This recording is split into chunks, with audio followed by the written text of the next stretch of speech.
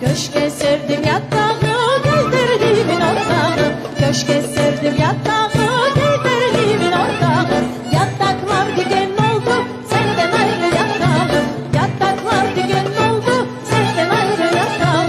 Nazlı yâri buldum sana, fistanını toplarsan. Kemençeyle çalınıyor, bize torun oynasana hey. Nazlı yâri buldum sana, fistanını toplarsan. Kemençeyle çalınıyor, bize torun oynasana hey.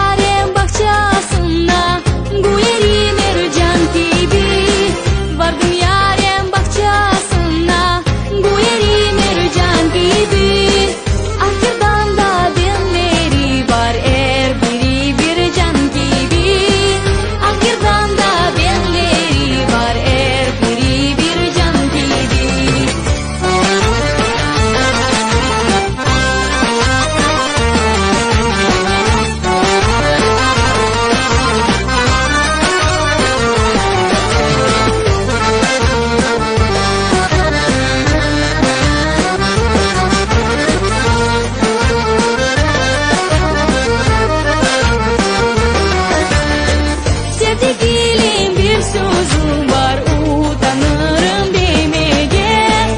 Sevdiğim bir sözüm var utanırım demeye. Nerede kaldı gelmez oldu gönlümün eğlencesi. Nerede kaldı gelmez oldu gönlümün.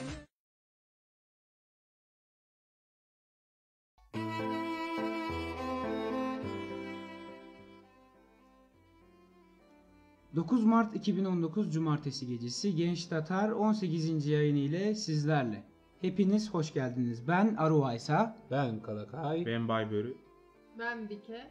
Tekrardan tüm dinleyicilerimize hayırlı akşamlar diliyoruz. Hepiniz hoş geldiniz bugünkü bu güzel programımıza. Evet, değerli dostlar, değerli takipçiler, değerli izleyiciler, hepiniz hoş geldiniz. Bugün fark ettiniz galiba bir tane kız sesi çıktı aramızda. Evet, evet. Yayınımıza bu hafta Bike lakaplı, kod adlı arkadaşımız bizimle olacak. Bunu da hemen hatırlatalım. Arvaysa, Evet. haftan nasıl geçti ya? Teşekkür ediyorum. Böyle yoğun desek yoğun değil. Boş desek boş değil. Güzel bir hafta daha geçti bizim için. Çalışmalara devam ediyoruz. Tabi sadece biz Genç Tatar'la da kalmıyoruz. Dernek faaliyetlerimize de devam ediyoruz ki bunu söylemekte yarar var. Geçen hafta şükürler olsun ki kazasız belasız bir şekilde genel kurulumuzu yaptık. Yönetimimizi seçtik diyelim.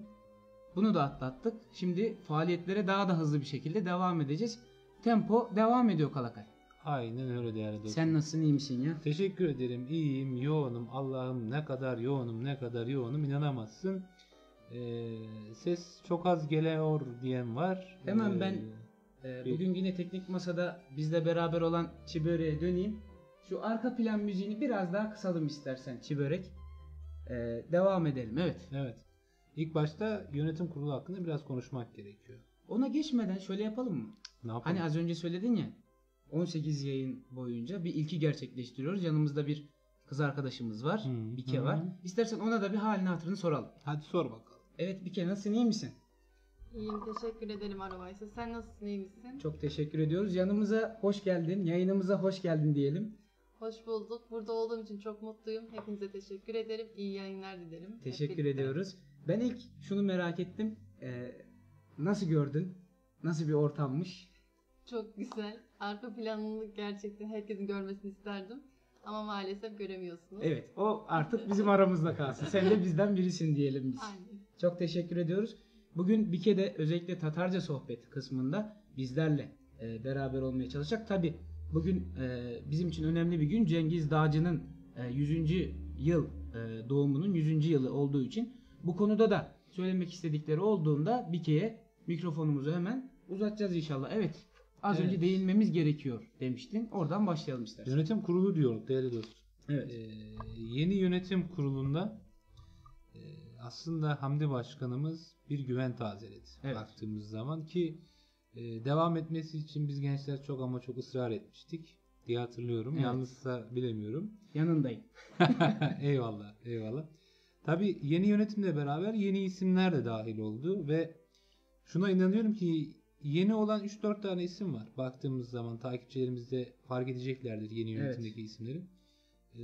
Yeni yönetime dahil olan kurul üyeleri aslında kendi şahsi olarak hayatlarında başarılı insanlar. Evet. Kimisi profesör, kimisi devlet bürokrasisinde önemli bir yerde. Evet. Ve inancımız şu ki yeni yönetim kuruluyla beraber belki önümüzdeki 3 sene içerisinde daha başarılı ve daha çok ses getiren projelere imza atabiliriz diye umut ediyorum açıkçası. İnşallah. İnşallah. Zaten hedefimiz buydu.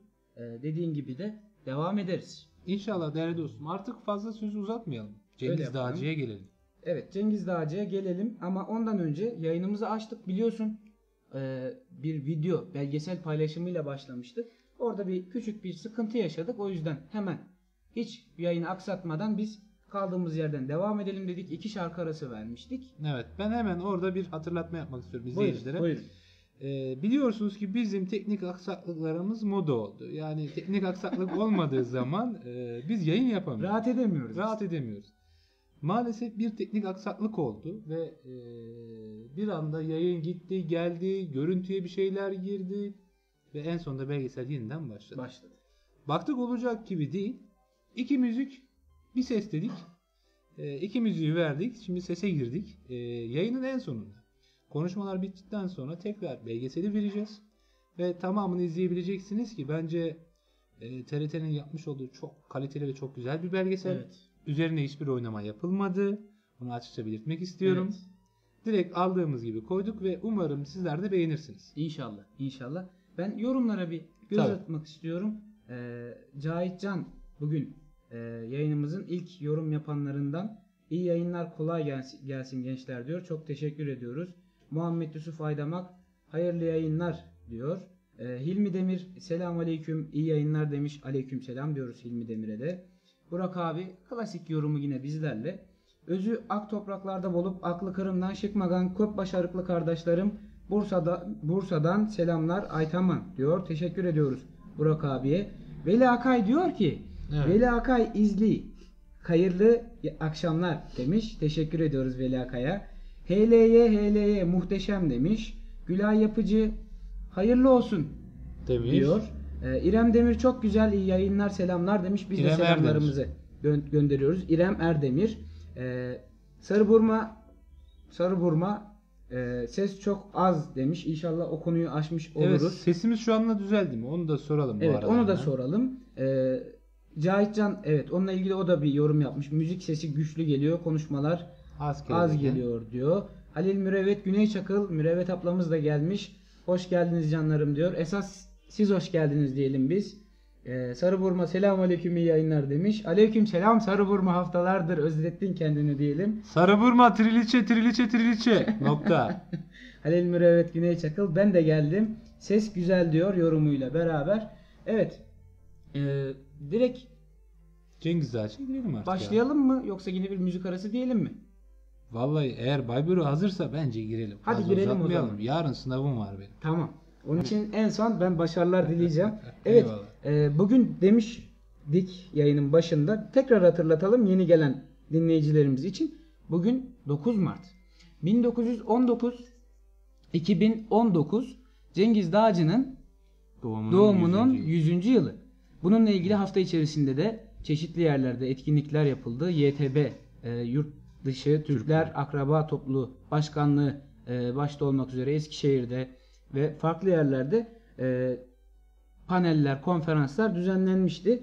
Biz bugünü atlayamayız dedik. Kesinlikle Elbette. atlayamayız ki insanlar, dinleyicilerimiz görmüşlerdir. Kırım'ın edebi ve ebedi seslerinden bir tanesi Cengiz Dağcı'yı sizlerle konuşmaya çalışacağız, anlatmaya çalışacağız. Baybörü yine hazırlandı, geldi inşallah. Bakalım Cengiz Dağcı'yı bir konuşalım Baybör. Konuşalım Arvaysa. Teşekkür ederim. Yani yazımızda da senin de dediğin gibi edebi ve ebedi sesi Vatan Kırım'ın Cengiz Dağcı'yı anlamaya ve anlatmaya çalışacağız diye düşünüyorum ben. Yani gene klasik bilgilerden başlayalım. Yani Cengiz Dağcı 9 Mart 1919 günü Vatan Kırım'da Gurzuf köyünde dünyaya geldi. Babası Emir Hüseyin, annesi Fatma Hanım'dır diyebiliriz. Çocukluğu Cengiz Dağcı'nın zorluklar ve yokluklar içinde geçiyor. Arvaysa. Yani o dönemde Vatan Kırım'ın Çarlık işgali altında olduğu her zamanki gibi zorluklar ve yokluklar var. O sıkıntıları çekiyoruz. Evet. Ama Cengiz Dağcı'yı bekleyen asıl zorlu yıllar Sovyetlerin izlediği Kırım'ı Ruslaştırma politikaları ile başlıyor aslında. Cengiz Dağcı ilk ve orta öğrenimini kendi Kızıltaş köyünde tamamlıyor. Babası Bolşevik devriminden önce çiftçiyken devrimden sonra da belediyede memur olarak çalışmaya başlıyor. Ancak çalışmaya başladığından ertesi yıl hemen tutuklanıyor. Yani Bolşevik devriminde o hani bu tutuklanmaya işe başlaması o devrimin oturtturmaya çalışıldığındaki ilk göz boyama çalışmaları gibi bir şey oluyor. Zaten ertesi yıl hemen tutuklanıyor. Ben hemen bir bilgi daha oraya kıstırmaya çalışacağım. Cengiz Dağcı Emir Hüseyin ve Fatma Hanım'ın 4. çocuğu. 8 çocuktan 4. evlatları Cengiz Dağcı. 7 tane kardeşi var. Evet. Bunu da söyleyelim. Çok büyük bir aile. Evet. Cengiz Dağcı babası hapisten çıktıktan sonra Akmescid'e yerleşiyor Aruvaysa. Edebiyatla tanışması da bu sıralarda amcası sayesinde oluyor. Amcası kimin hikayelerini okuyor sence Aruvaysa? Acaba kimin hikayelerini Kimin okuyor? hikayelerini okuyor? Hatta bu dönemde senin de notların arasına yazmıştın. Doğumunun yıl dönümüydü. Vefat. Yanlışlıkla oldu. Ömer Seyfettin'in hikayelerini okuyor amcası. O Cengiz Dağcı'nın çok dikkatini çekiyor. Ortaokul yıllarında da bazı Türk yazarların şiirlerini, romanlarını okumayı takip ediyor Cengiz Dağcı bu etkilenmesinden sonra. İlk eserlerini de manzum olarak veriyor Aruvaysa. Ortaokulda Cengiz Dağcı'nın bir edebiyat öğretmeni var. Safiye Akimova. Bu öğretmen Cengiz Dağcı'yı edebiyata yönlendiriyor. Bir dakika. Şu anda Kalakay Ne dayanamadı, güldü. O gülme sıkıntı olmasın diye ben hemen dinleyicilerimize şöyle bir bilgi aktaracağım. Belki duyuluyordur şu anda. Şu anda derneğimizde emaneten bir bülbülümüz bulunmakta. Belki Cengiz Dağcı dediğimiz için o da şu anda ötüyor. Öyle bir durum da olabilir. Evet. Yani şaşırmayın. Arkada bir kuş sesi geliyor. Ne oluyor? Yine yayın sabote mi ediliyor demeyin. Yayın yanımızda bugün bir de bülbülümüz var. Hatta onun ismini bugün Cengiz Dağcı koyabiliriz yani. Sonra kızmasınlar sahibisi. Kızmaz inşallah. Hadi devam edelim. edelim. Safiye Akimova yani Cengiz Dağcı'nın edebiyat öğretmeni onu edebiyata yönlendiriyor. Daha da teşvik ediyor Aruvaysa. Ve 1936 yılında Gençlik Mecmuası'nda Kış ve İhtiyar Kadın ve Keçisi isimli şiirleri yayınlanıyor. Artık ilk eserlerini görmüş bulunuyoruz Cengiz Dağcı. Evet, Gençlik Mecmuası'nda yayınlanıyor. Zaten yanlış bilmiyorsam nacizane aktarıyorum bunu. Cengiz Dağcı edebi olarak biz hep kitaplarıyla, hikaye romanlarıyla biliyoruz ama edebiyata şiirle başlayan bir insan. Daha sonrasında yönü yazılara kaymış, denemeleri hikayelere kaymış. İnşallah onunla ilgili daha sonra vereceğimiz videomuzda da çok güzel bilgiler mevcut. Evet.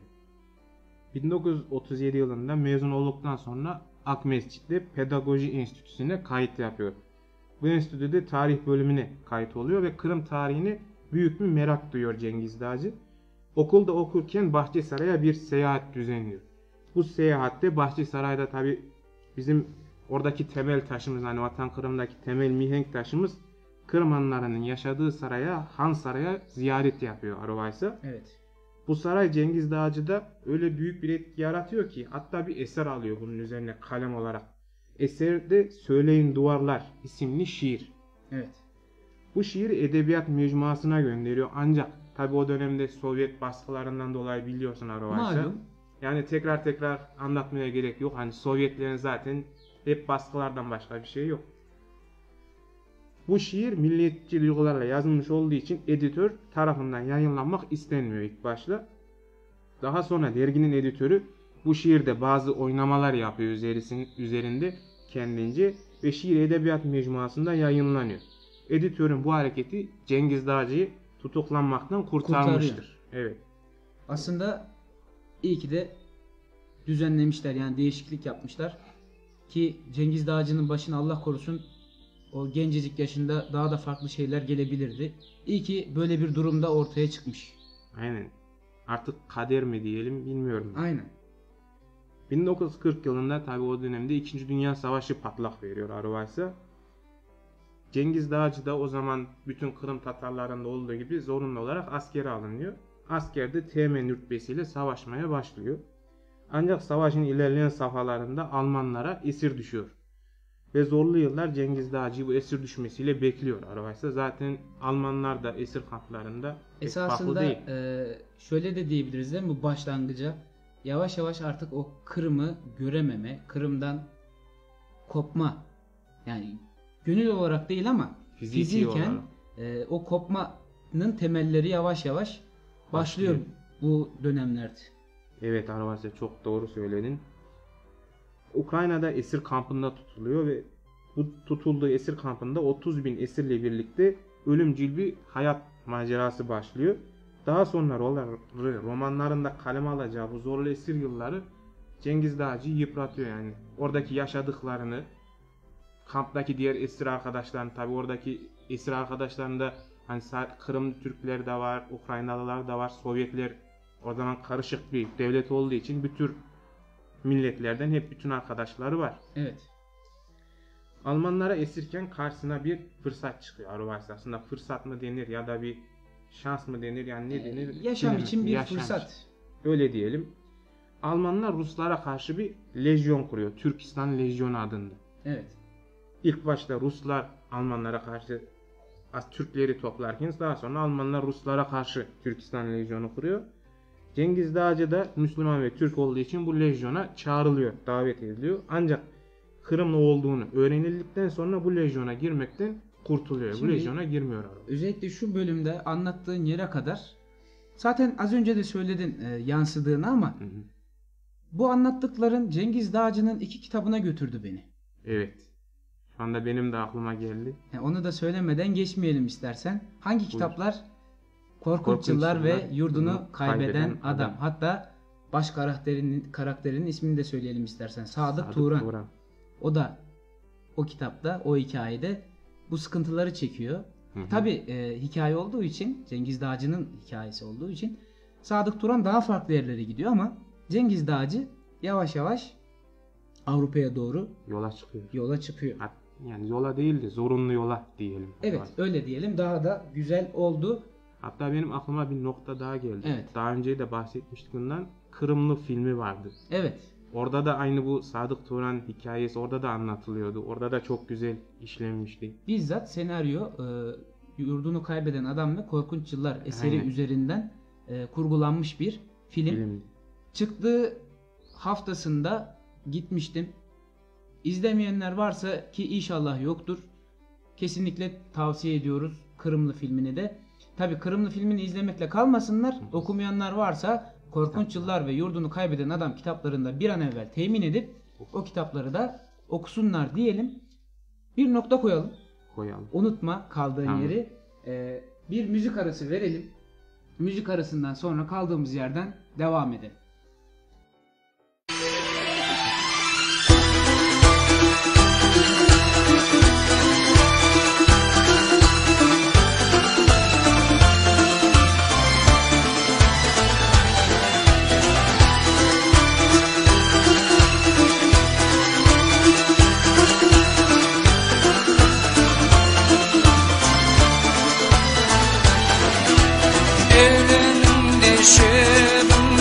Semaga tuğan el oyun kırın düzünge yürektesin tuğan el emi tağan bağlaga barma sütten artık aç başka eldim ağlıtını tasınla da ten bulmaz ey tuğan eli tuğan eli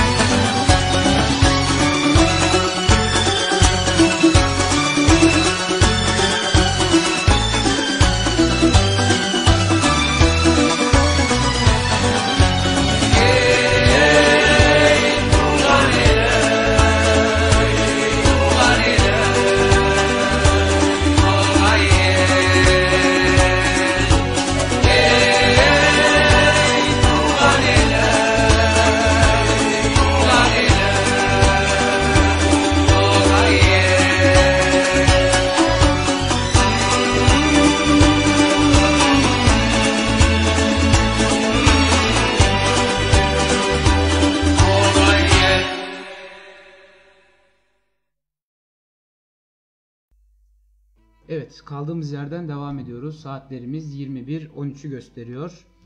Cengiz Dağcı'yı anlatmaya devam ediyoruz. Ondan önce hemen gelen yorumlara ben bir göz atayım. Daha sonrasında devam edelim. Şurada kalmıştık galiba. Sarı Burma demiş ki vereceğiz ayarı. Galiba sesle Triliçe ile alakalı. ya onunla, Triliçe ile alakalı. İnşallah onunladır diyelim. Onunla alakalı. En son ben seslenmiştim. O değilse de onunla olsun inşallah. Sadrettin Demirok selam aleyküm diyor. Aleykümselam diyoruz. Kurt Adam. Kurt Adam.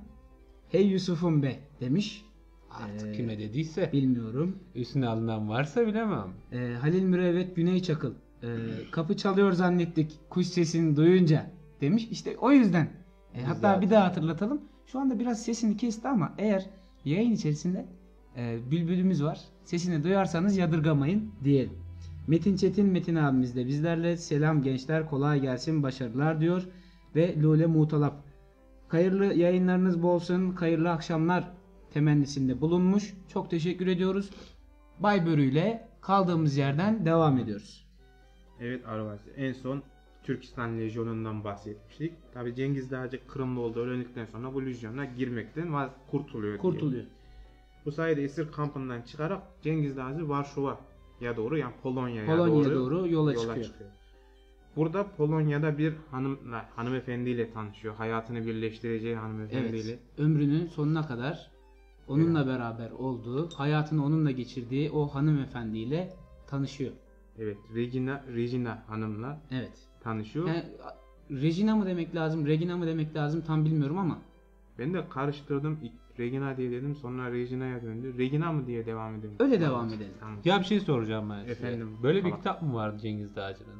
Evet. Böyle bir şey vardı. Evet. Tamam, devam edebilirsiniz. Yani geçen yayınımızda aşk ve sevgi üzerine bahsetmiştik. Hatta şöyle söyleyeyim ben. Kafanı biraz çevirir misin ekrana? Tam ortada gördün mü? Aynen. Aslında bunu kim yaptıysa kasıtlı yapmış gibi yani. Onu diyecektim. Tam ortada, yani kalbinin merkezinde de diyebiliriz. Yani, hayatına, aşkına bir kitap atfetmiş. Tabi bu tek taraflı bir durum değil. Seneler geçmiş beraber ve o sevgi karşılıklı olmuş senelerce. Devam edelim. Evet. 18 Haziran 1945'te Regina Dağcı ile Cengiz Dağcı evleniyor ve bir sene sonra Arzu isminde bir kız evlatları oluyor. Ekim 1946'da da Doğu Avrupalı mültecilerle, yine o zaman savaş yıllarında, İtalya'dan İngiltere'ye göç etmek zorunda kalıyorlar. Yine ikinci bir göç.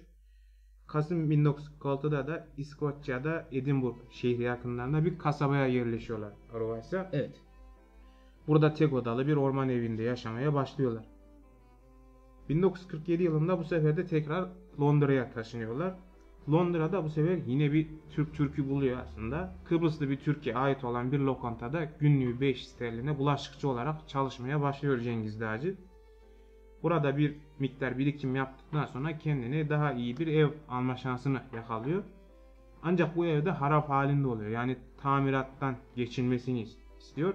Hanımıyla gece gündüz çalışıp çabalayarak bu evi yaşanacak hale getiriyorlar ve evin altına Cengiz Dağcı kendi lokantasını açıyor Arvaysa. Yani bu dönemlerde Cengiz Dağcı daha çok hanımı ve eşi ve çocuğunun Arzu isminde daha iyi yaşayabilmelerine fırsat, olanak sağlamak için emek sarf ettiği o dönemler. Yani şöyle diyebiliriz, yaşam mücadelesine girdiği ve edebi hayatına tam olarak adapte olamadığı bir dönem diyebiliriz aslında. Evet, kesinlikle. Tabii bu anlattığımız dönem Cengiz Dağcı Kırım'dan koparmadı. Sadece dediğimiz gibi o yaşam mücadelesini veriyor bu dönemde. Evet Arvaysa. Evin altına lokanta açıyorlar demiştik en son. Lokantayı işletmeye başlayan Dağcı ailesi ekonomik durumunu bir miktar düzeltiyor. Hatta bu lokanta İngiltere'de hani meşhur bir futbol kulübü var, Chelsea isminde. Evet. O kulübe yakınlarda olduğu için bu lokantada Chelsea üyelerini de ağırlamaya başlıyor Cengiz Dağcı ve bir süre sonra hatta kulübün daimi üyesi oluyor. Demek ki müdavimi olmuşlar. Evet. Bu lokantaya ve Cengiz Dağcı. Belki de çok güzel şeyler anlatıyordur. Yani Cengiz Dağcı. Köbeti, börekleri aşadılar. Börek olsa belki ondan da olabilir. Ben oraya girmek istemediydim ama daha çok bence dilinden dolayı, o tatlı dilinden O da dolayı müdavimi olmuşlardır diye düşünüyorum ben. Buna telefon nöketiniz falan. Buna Viber istep tura. Devam ediniz siz. Telefon biraz sonra. Tamam. Cengiz Dağcı lokantayı işlettiği zamanlarda yine eşi Regina Hanım'ın desteğiyle ilk romanlarını kaleme almaya başlıyor. Roman türünde eserler vermeye başlamasında da Dağcı'nın amca kızı olan Doktor Aslan Dağcı'nın eşi ve Pedagoji Enstitüsü'nde hoca olan şair Ziyaettin Cantöberi'nin de büyük etkileri oluyor. Evet. Hatta ona diyorlar ki sen şiir değil roman yazmalısın önerisinden sonra romanlarını kaleme almaya başlıyor. Evet. Arvaysa. Az önce de bahsetmiştik. Aynen. Hani o topraklar bizimle dönüş ve benzeri gibi. Şimdi ben burada bir kalakaya taş atmak istiyorum Arvaysa. Acaba ne geliyor? Ağır olmasın, başımı gözümü yarma. Şu anda Yok, ben yok. merakla bekliyorum yani sürpriz olacak. Ne geliyor acaba? Ya ne sürpriz olacak, yayından önce söyledi işte sana. Allah Allah. Dedim ki hazırlıklı olsun diye bahsettim. Kalakay'ın bana bir sözü vardı. Ne sözüymüş ya? Biz yazınlarda bir Kalakay'la beraber kütüphanede oturuyorduk. Beraber gidecektik geri dönüşte. Kalakay'a bir telefon geldi. Beni yalnız başıma bırak. Dedi ki sana bunun şeyi olarak, özür olarak Cengiz Dağcı'nın bir eserini alayım dedi. Ben de hangisini alalım diye konuştuk. Korkunç Yıllar dedik. O eseri hala alacak. Öyle mi? Öyle mi? Evet öyle ama şimdi arkadaşıma kitap bin feda olsun. İsterse Cengiz Dağcı değil, ben seriyi vereyim lafta. Şimdi bir şey söylemek istiyorum. Benden Korkunç Yıllar'ı hala istiyor musun? İstiyorum. Tamam.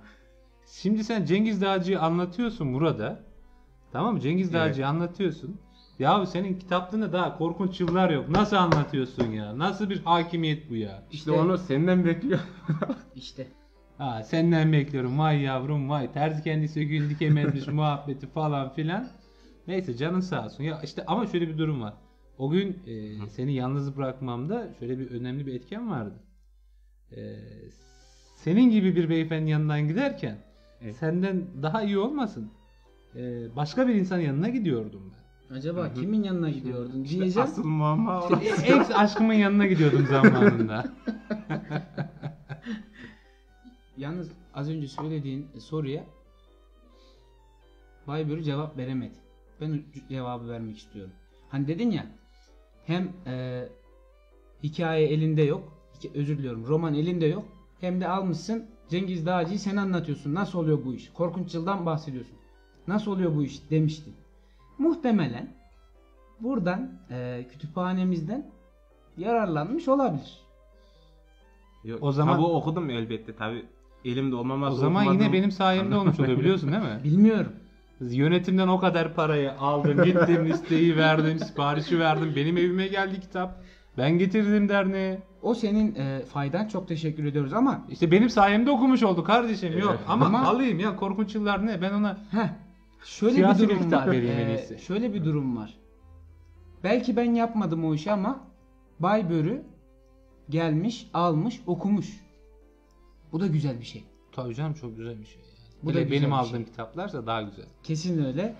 Buradan duyurmuş da olalım mı kütüphanemizi? Tabii kütüphanemizi duyurmuş olalım ve şu anda kayıt altında bulunan 444 tane kitabımız Ve daha fazlası. kayıt altına alınacak da şu anda tahmini olarak hesaplamalarımıza göre 650 tane kitabımız var.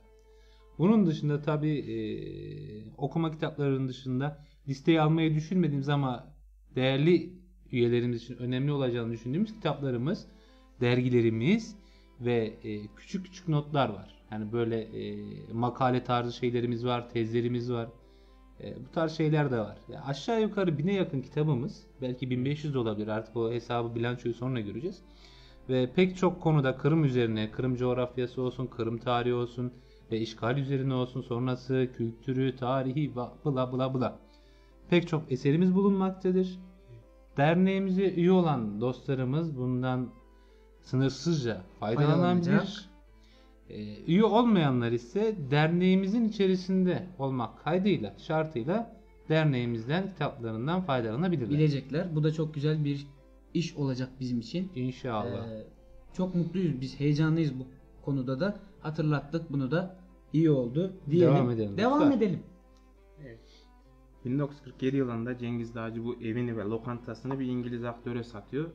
Daha sonra son nefesini vereceği, yani ölene kadar yaşayacağı bahçeli bir eve taşınıyor Aruvaysa. Buraya taşındıktan sonra yine bir kafe daha açıyor. Onun işletmeciliğini yapıyor. 1980 yılında iş hayatından emekli oluyor Cengiz Dağcı. Belirli bir süre içine kapanıyor. Yani bir bahçeli eve taşındıktan sonra biraz daha huzur arıyor diyebiliriz. Eser yazmaya ara verir ve toprakla uğraşmaya başlar. Bu dönemde birçok hastalık ve ameliyatta atlatır, sağlık sorunları yaşar. Bu sırada en önemli olarak 13 Ocak 1998'de eşi Regina Hanım'ı vefat ederek kaybeder Aruvaysa. Evet. Cengiz Dağcı Türkçe bana anamın konuştuğu dil diyerek yazı dili olarak Türkçeyi kabul etmiştir. Yani eserlerinde vatan hasretini ana tema olarak kabul eder, kullanır. Kullandığı dil Türkçesine de yakın bir dildir. Cengiz Dağcı zaten Kırım'ın Yalıboyu halkından olduğu için kaleme aldığı kısa bir öyküsünü ilk Türkiye'de yayınlanmadan önce Türkiye'ye gönderir birkaç yayın evine, ancak cevap alamaz. Tam ümidini kesmeye başladığı sıralarda Türkiye'den bir mektup gelir ve Cengiz Dağcı'yı mutlu eder. Bu mektup Varlık Yayın Evi'ne gelir ve ünlü Türk yazar Yaşar Nabi Nayır imzasını taşımaktadır. Hemen burada bir devreye gireceğim. Zamanının Varlık yayını, Varlık Mecmuası, dergisi, Ziya Osman Sabalar, Yaşar Nabi Nayırlar ve daha ismi aklıma gelmeyen o dönemin ekollerinde olan yazarlar, şairlerin eserlerinin yayınlandığı bir dergiden bahsediyoruz. Ve Yaşar Nabi Nayır Cengiz Dağcı'ya dönüş yapıyor. Ne diyor? Türkiye'ye göndermiş olduğu bu kısa öyküsünü birkaç sayfa daha ekleme yapmasını istiyor. Ancak Cengiz Dağcı Yaşar Nabi Nayır'a o öyküden vazgeçip daha uzun olan bir eserini yolluyor. Evet. Bu eserini de beğenen Yaşar Nabi Nayır bu eseri 2 cilt halinde yayınlanacağını Cengiz Dağcı'ya söylüyor. Ancak eserin dilinde biraz oynama yapılması gerektiğini belirtir. Bu oynamayı da bizzat Türk yazar Ziya Osman Sabah kendisi yapıyor Aruvaysa. Eser Cengiz Dağcı'nın deyimiyle yani ütülenerek 2 cilt halinde Türkiye'de yayınlanıyor. Eserin ismini de Ziya Osman Sabah veriyor. Bu eserler Türkiye'de Korkunç Yıllar ve Yurdunu Kaybeden Adam. Az önce bahsettiğimiz. Evet. Hatta şuna bu bahsettiğin yere şöyle bir ekleme yapalım. Normalde Cengiz Dağcı bu eserini Sadık Turan'ın hikayesi olarak yazıya döküyor. Türkiye'de 2 cilt halinde Korkunç Yıllar ve Yurdunu Kaybeden Adam isimleriyle yayına dökülmüş oluyor bu eser. Evet. Cengiz Dağcı yani 21 yıl Kırım'da, 6 yılda esir olarak ve 64 yılda İngiltere'de hayatını sürdürüyor Cengiz Dağcı. Savaştan sonra bir daha Kırım'a dönemiyor. Sürekli bir sürgün hayatı yaşıyor. Ancak o eserlerinde yani hayallerinde hani daha yeni dedik fiziki olarak ayrı ama ruhen hala Kırım'a bağlı gönül olarak. Eserlerinde Rus emperyalizminde konu alan Cengiz Dağcı ancak hiçbir zaman Rus halkına hakaret ve düşmanlıkta bulunmuyor. Evet. Hatta bir örneğimiz de var burada. Onlar da İnsanın Aklı eserinde ki takipçilerimiz de biliyordur diye tahmin ediyorum.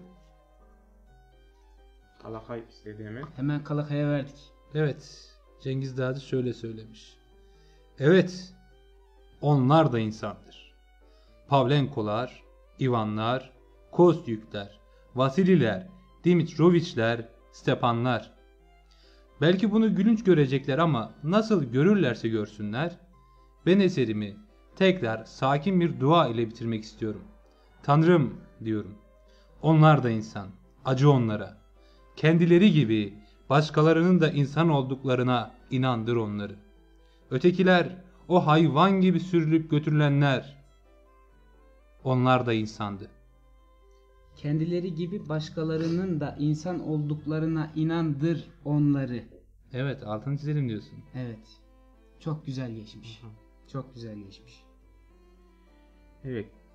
Cengiz Dağcı 22 Eylül 2011 yılında İngiltere'deki Bahçeli evinde hayata gözlerini yummuştu. Vasiyeti üzerine cenazesi memleketi Yalta'ya gönderiliyor Aruvaysa. Bu arada hatta zamanında o zaman da Türkiye Dışişleri Bakanı olan Ahmet Davutoğlu'la bir heyetle birlikte cenaze törenine Katılıyorlar. 8 yıl oldu. Hatta 8 yılı da geçti diyebiliriz değil mi? Hı hı. Çünkü 22 Eylül dersek Hatta özür diliyorum. 8 yıla geliyor. Daha Özür 8 diliyorum. yıla var ya. 8 yıla geliyor. Uzun bir dönem değil gibi görünür ama bizim için büyük bir kayıp Cengiz Dağcı. Kesinlikle Evet. öyle. Kesinlikle. Yani şu anda onun öldüğü gün doğan bir çocuk 7 yaşında ve 5 aylık. Öyle mi? Aynen öyle. Bunu yayından sonra bir daha soracağım ben, acaba kim?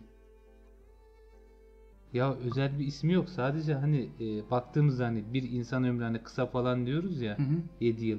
Hani onun büyüklüğünü göstermek amacıyla He, bir özür çocuğun diliyorum. yani ana rahminden çıkıp da ilkokula başladığı ve şu anda büyük bir ihtimalle 1. sınıfı bitirecek seviyeye gelmiş bir çocuktan bahsediyorum. Özür diliyorum. O seviye, o zaman aralığında. O anda ekrana baktığım için, yorumlara da baktığım için ben bir tanıdığımız var zannettim. 22 Eylül doğumlu. O yüzden kafama o geldi. 2011'de doğmuş biri olabilir mi diye düşündüm. Kafam karıştı, özür diliyorum. Aydamak muhtemelen cenaze töreniyle ilgili bir şeyden bahsedecek bizlere. Biz hani Korkunç Yıllar ve yurdunu kaybeden adamın Türkiye'de büyük ilgi gördüğünü bahsettik. Varsa ben hani burada Davutoğlu demişken bu ilginin aslında bir şahsileşmiş, hani dile dökülmüşden bir örnek vermek istiyorum. Davutoğlu'nun Cengiz Dağcı'nın cenazesinde yaptığı konuşmadan kesitler ala uzun bir konuşması var. Davutoğlu konuşmasına şöyle başlıyor. Bugün vuslat günüdür. Bu bir şebi aruz. Gönlü vatan aşkıyla yanan bir insanın vatana kavuşmasıdır. Dışişleri Bakanı olarak birçok görevleri ifa ettim ama belki de bugün en anlamlı görevi ifa ediyorum diye başlıyor. Biraz önce bu konuda bizim katkılarımızı ifade ettiler. Burada katkılar dedi, yani Cengiz Dağcı'nın mezarının Kırım'a getirilmesine Davutoğlu'nun verdiği emekleri kastediyorlar. Buna diyor ki hayır diyor. Bu katkılar bizim için bir vazifedir ve sadece benim için değil. Türkiye Cumhuriyeti Cumhurbaşkanı, Başbakanı ve bütün hükümet üyelerimizin aslında 74 milyon Türk kardeşimizin üzerine vacip olan bir görevdir. Bir teşekkür borcu da var ise önce onu muhterem Cengiz Dağcı'ya bizim teşekkür etmemiz bizim borcumuzdur. Onun son mülakatlarından birinde söylediği gibi biz kahraman değiliz. Kahraman olanlar 10 yıllarca sonra vatanlarına dönüp çadırlarda, bataklıklarda yaşayarak tekrar o vatanı, o mukaddes toprakları vatan edinenlere ve sizlere teşekkür ediyordu Cengiz Dağcı. Mustafa ağamıza teşekkür ediyordu. Bütün Kırımlı kardeşlerimize, yiğit, onurlu kardeşlerimize teşekkür ediyordu. Dolayısıyla teşekkürde biz bir sıralama yapacak olursa biz en sonundayız. Biz size teşekkür borçluyuz. Cengiz Dağcı'nın vefat ettiği mesajını Kırgızistan Başbakanı ile Cumhurbaşkanı ile konuşurken cebime bir mesaj düşerek aldım. Bu mesajı okuduğumda bir anda aklımda iki Cengiz birleşti. Cengiz Aytmatov ve Cengiz Dağcı. İki büyük edebiyat devi. Bana Cengiz Dağcı haberi Cengiz Aytmatov'un vatanının gününde ulaştı. Bir anda zihnimde ortaokul, lise çağlarında okuduğum romanlar geçti. Onlar da insandı, o topraklar bizimdi, yurdunu kaybeden adam, Korkunç Yıllar. Çilingir'in oğlu Selim'in hikayesi, Sadık Turan'ın hikayesi. Aslında Cengiz Dağcı'nın hikayesini okumuştum. Ve o zaman 70'li yıllarda bunları okurken bir kara haber bize ulaştığında sonra doğru olmadığı ortaya çıktı. Sayın Mustafa Cemiloğlu'nun şehadet haberi. Bu haber hepimizin ruhundan bir şeyler koptuğunu, hiç görmediğimiz bir diyarı sahiplenen bu insanların, Cengiz Dağcı'nın, Kırımoğlu'nun, o insanların macerasının, o insanların kahramanlıklarının aslında bizim üzerimizde bir borç oluşturduğunu o günlerden bilirdik. O gün dualar ettik Mustafa Cemiloğlu sağ olsun diye. 79 senesiydi. O haberi o gün yaşayanlar hatırlar. O gün sokaklara döküldük. Mustafa Abdülcemil Kırımoğlu yaşasın ve özgürlüğüne kavuşsun diye. O zaman Mustafa Abdülcemil Kırımoğlu esirdi. Cengiz Dağcı ise görünüşte hürdü. Ama o başka bir esareti Londra'da yaşıyordu. Şimdi bu iki büyük şahsiyet burada buluştu. Birisi vatanına dönmenin ama mutlaka bu dönüşün ruhu bilincinin içinde. Şu an önümüzde tabutun içinde emin olarak buluştu. Diğeri her zaman olduğu gibi vakur, ayakta dimdik karşımızda. Bütün Kırım'ın onurunu temsil ediyor. Biz size borçluyuz. Onlarla biz bu kahraman insanlarla bir toprağın nasıl vatan olduğunu öğrendik. Onlarla bir dilin nasıl vatan olduğunu öğrendik. Tamam. Ahmet Davutoğlu'nun konuşmasından kesitler alarak bizlere paylaştın, değil mi? Evet. Baybur. Var. Çok güzel oldu. Yalnız gelen yorumlar var. Tabii. Alakay. Okuyalım değerli dostum. Hakkı Karataş, İsmail Gasparalı Eğitim Kültür Derneğimizin başkanı Hakkı Karataş diyor ki Türk dünyasının büyük yazarı Cengiz Dağcı'yı anlatırken Türk dünyasının büyük yazar ve gazetecisi Kemal Çapraz'ı rahmetle analım, bu ikilinin de ilişkilerini anlatalım demiş. Anlatmalısınız demiş. Ben- Bize topu atmış. Ben düzelterek Yo güzel olmuş. gönderdim. Hemen şurada bir dipnot çizelim. Yani ölüm tarihini verebileceğim şu anda, açıkçası ne yalan söyleyeyim. Hemen açtım, Google'dan baktım. 16 Eylül 2008'de vefat etmiş. 1964 yılında doğmuş Kemal Çapraz. Hani baktım ölüm tarihi yakınsa eğer bir ilişki kurabilir miyiz yakın zamanda diye, ama bunları biz notlarımız arasına alalım. Önümüzdeki yayınlarda bu husus üzerine biraz değiniriz.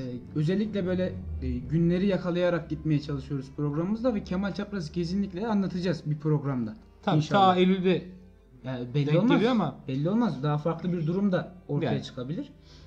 Bunu da söyleyelim. Erdoğan Ural Menkeldim Yaşlar demiş. Hoş geldiniz. Triliçe ayarı hiç merak etme demiş Sarı Burma. Selçuk Çağlayan Cengiz Dağcı Bey'e Allah'tan rahmet diliyorum demiş. Sezgin Sezer kolay gelsin, iyi akşamlar diyor. Teşekkür ediyoruz. Hakkı Bey, Hakkı Başkanımız bir yorum daha göndermiş. Güzel bir yorum. Bilmeyenlere bir de okuyalım bunu. Davutoğlu, Ahmet Davutoğlu Kırım'a uzak değildir. Akademisyen iken yani hocalık yaparken İstanbul Kırım Derneği'nde öğrencilere dersler vermiştir bilginize demiş. Güzel bir yorumdu. Teşekkür ediyoruz Hakkı Başkanımıza. Birazdan artık Cengiz Dağcı'yı yavaş yavaş sonlandıracağız. Eserleriyle sonlandıracağız. Ona geçmeden bir şarkı arası verelim. Daha sonrasında eserlerini bahsedelim. Ve Cengiz Dağcı bölümümüzü yavaş yavaş noktalayalım. Çibörek şarkımız hazır mı? Ve şarkımız sizlerle.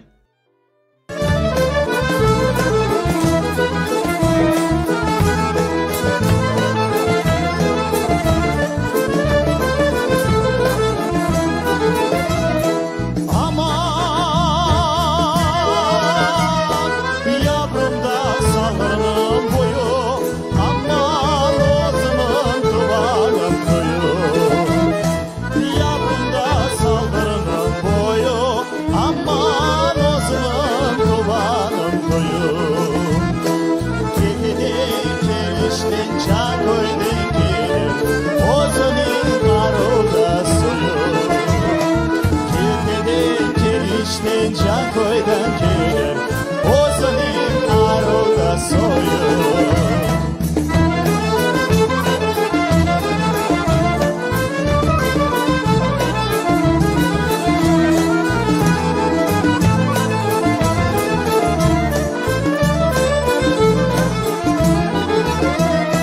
Altmış baş, 70 baş duvar, aman ayda git salrıda su var.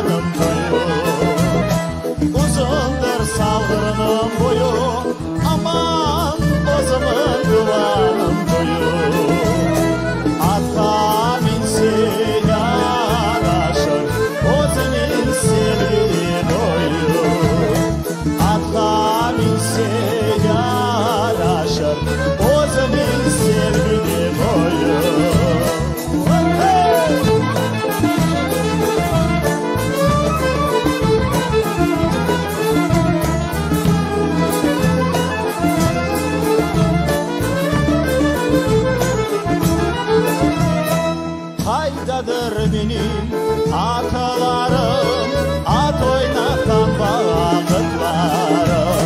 Haydadır benim atalarım, at oynatan vakıtlarım. Atlarıma hiç yanmazdım, geçti yaşlık vakıtlarım. Atlarıma hiç yanmazdım, geçti de yaş vakıtlarım. Aman!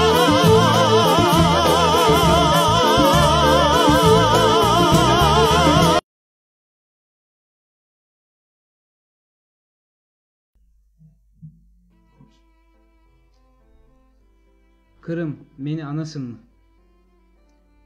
Güneş batar, sükut bulur göl, ırmak, çay. Tuman yatar töpelerinin arkasını. Çatır dağının kulağına asılgan ay. Benzemez mi yaş kelinin sırgasına? Men de dertli gecelerinin bir sırdaşı, eski çatır sırın açar, dep arz ettim. Yüreğimde ana yurtnın toprak taşı, güneşimin doğmasını çok istedim. Gün doğmadı Kırım'nın semasında. Ağlaysın mı kederlenip yanasın mı? Kırım, Kırım, böyle soğuk gecelerde sen de beni yaşlı sözlen anasın mı? Diyor Cengiz Dağcı bu şiiriyle. 1946'da mı diyor? Evet. Büyük Britanya diye geçmiş. Muhtemelen Londra ya da o ilk yerleştikleri yer olabilir. Şiirini de böylelikle Sizlere okumuş olduk. dinleyicilerimize ulaştırmış olduk. Eserlerinden bahsetmeden evvel. Kapanışı yapacağız yavaş yavaş Cengiz Dağcı bölümünü. 22 Eylül 2011'de kaybettiğimiz Cengiz Dağcı'nın eserlerini de sizlere iletmeye çalışacağım ben.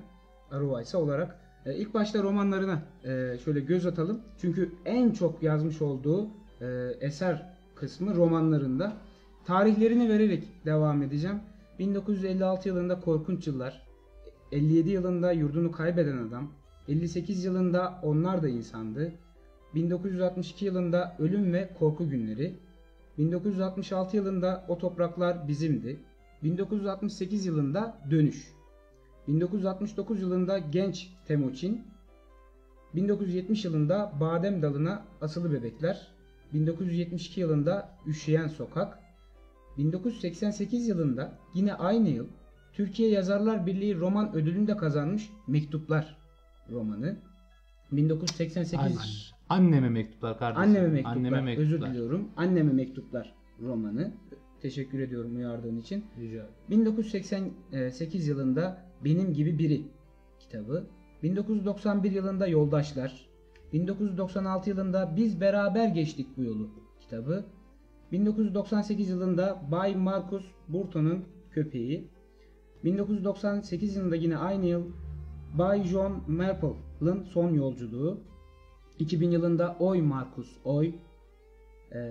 Şuradan 2001 yılında Rüyalarda Ana ve Küçük Alimcan bir Kırım öyküsü kitabı. 2005 yılında da İhtiyar Savaşçı romanlarını kaleme almış Cengiz Dağcı.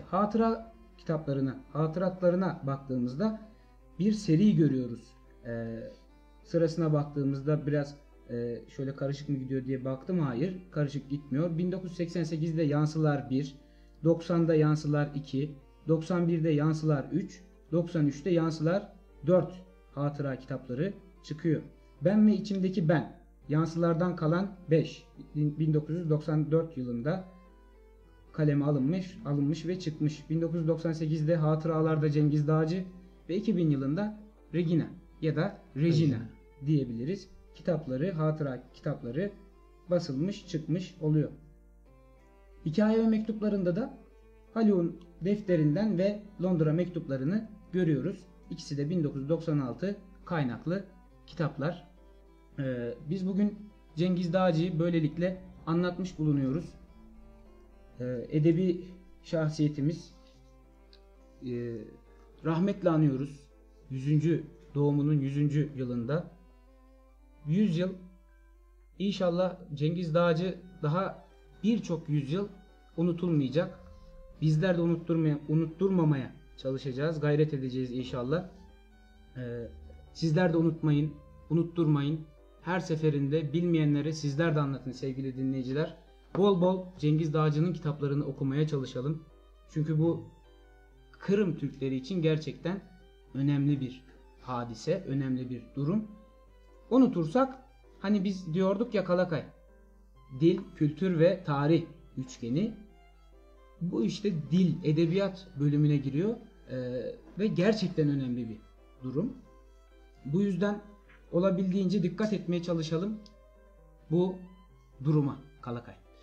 Evet, anlattın işte, bir şeyler söyledin. Cengiz Dağcı şöyledir, Cengiz Dağcı böyledir. Efendim, Cengiz Dağcı'nın nasıl olduğunu, ne kadar başarılı olduğunu ya da Kırım'ı ne kadar iyi anlattığını anlamaya çalışacaksak eğer kitaplarını okumamız lazım. Yani evet, böyle biz anlattık. Efendim Ahmet yazmış, Mehmet okumuş, Ali ezberlemiş. Böyle hikaye olmaz yani. Kitaplarını okumanız lazım. Tamam, yazarın hayat hikayesini bilmeniz lazım ama eğer o eserlerini okuyamazsanız ne yazarı anlayabilirsiniz. Çünkü eserler yazarın iç dünyasını aslında alenen ortaya çıkarır. Evet. Hepsi hayal ürünüdür derler ama pek çok yazarın yaptığı gibi kendi hayatlarından kesitler vardır. Ki Cengiz Dağcı'nın kitaplarında, çok özür diliyorum Kalakay, şöyle bir durum da var. Özellikle bazı kitaplarında, romanlarında bizzat 2. Dünya Savaşı ve sonrasını çok güzel anlatıyor, betimliyor. O yaşanmış hikayeleri de görebiliyoruz. Onun haricinde Kırım'ı çok az da yaşasa Kırım'da çok güzel tasvir eden bir insan. Kesinlikle. Kırım'a götürüyor sizleri. Bu da önemli bence. Tabii ve baktığımız zaman yaşanılan o hayat tecrübesi neticesinde insanların ve farklı milletten olan insanların kalitesini, durumunu ve en son demin okuduğum gibi onlar da insandı gibi yorumlarıyla çok güzel açıklıyor aslında pek çok şeyi. Evet. Ve son olarak sizden şunu istiyoruz değerli dinleyiciler.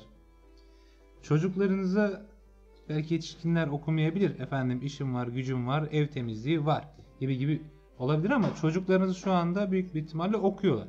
Ve çocuklarınız eğer okuyorsa bu kitapların en azından 2-3 tanesini okusun.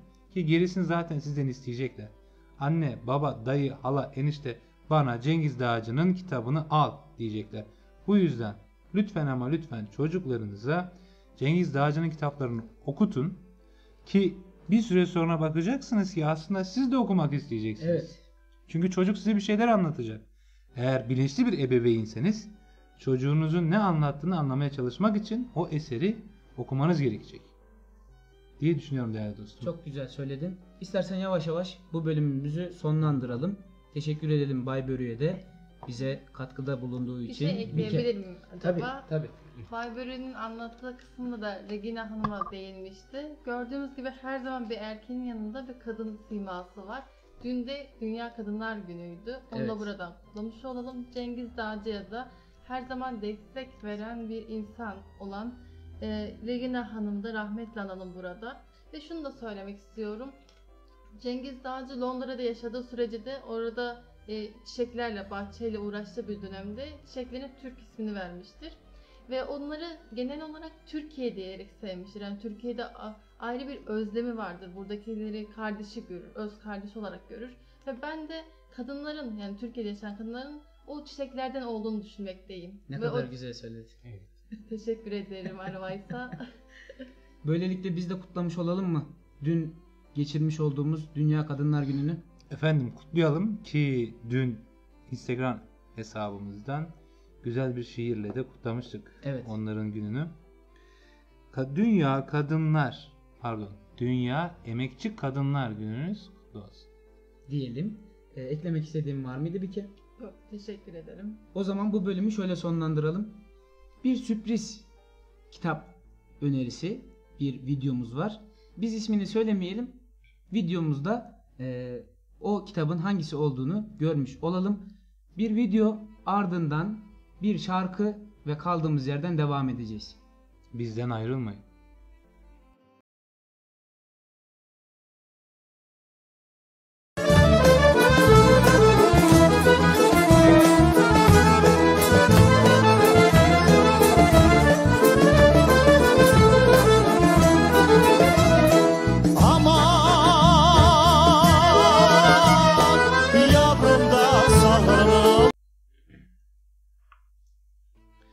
Tatar'ın o sene ekinleri çok bereketli olmuş. Buğdaylar rüzgarla dalgalanırken sevinçli Tatar tarlasının etrafında at koşturuyor, kamçısını sallayıp "Allah'ım uzak dur, gözüne kamçı değer" diye haykırıyormuş. Birden sanki gök yarılmış. Bir fırtına, bir yağmur, bir şimşek. Ekinler yerle bir olurken Tatar atından inip dizlerinin üstüne çökmüş, kamçısını atıp kollarını göğe açmış. "Tamam Allah'ım" demiş. "Bir sana bir bana olsun, ekinlerin yarısını bırak bari bana" demiş. Böyle bir olay. Biraz ceremesini çekmiş galiba. Aynen öyle. Anlatan Gülzade Kaçamak, kayıt tarihi 24 Mayıs 2002 İstanbul'da. Gülzade Kaçamak da Osman Özbilir amcasından duymuş. Değerli dostum. Güzel bir fıkra mı diyelim? Güzel bir fıkra mı diyelim, yoksa konumuza ön giriş mi diyelim? Kağıdı vurma masaya. Alışkanlık ya, vallahi alışkanlık. Evet, bir fıkra ile girişimizi yaptık. Saatlerimiz 21.56'yı gösteriyor. İlk bölümümüzü bitirmiş bulunmaktayız. Cengiz Dağcı'yı anlattık. Onunla birlikte sizlerle olmaya çalıştık. İkinci bölümümüzdeyiz. Sohbet bölümümüzdeyiz. Tatarca konuşmaya çalışacağız. Olabildiğince dilimizde ne dökülürse konuşmaya çalışacağız. Bugün biraz Tatarca, biraz Türkçe, biraz Lazca eleştireceğiz. Dur, ben Az senin bir şey. frekansını şöyle bir değiştireyim. Yoksa bir karışacak. Biraz eleştiride bulunacağız bireyler üzerinde. Biraz kadınları konuşacağız. Biraz havadan, biraz sudan konuşacağız. Vakit kalırsa sizlere bir belgesel yayınlayacağız. Hedefimiz böyle gibi bir şey. O zaman sana bir soru. Buyurun. Bu oldum havası nedir ya o insanlarda? Oldum havası. Tabi oldum havası. Bu özgüven patlaması mı yani? Öyle mi diyelim? Bence özgüven patlaması değil bu ya. Ya da özgüven değil de böyle bencilliğe giden bir durum mu? Nasıl açıklayalım onu? Ya bak, demin boşuna anlatmadık biz. Sorularla geliyor. Boşuna anlatmadık biz bu hikayeyi, Tabii ki de, fıkrayı. tabii ki de. Yani bazı insanlar var. Böyle men buldum deyip düşünürler. Men vazgeçilmez bir ahayman apakayman deyip düşünürler. Oh diyorlar la. Buna da introlar. Ondan sonra etmesi gereken işlerini etmiyor. Niçin?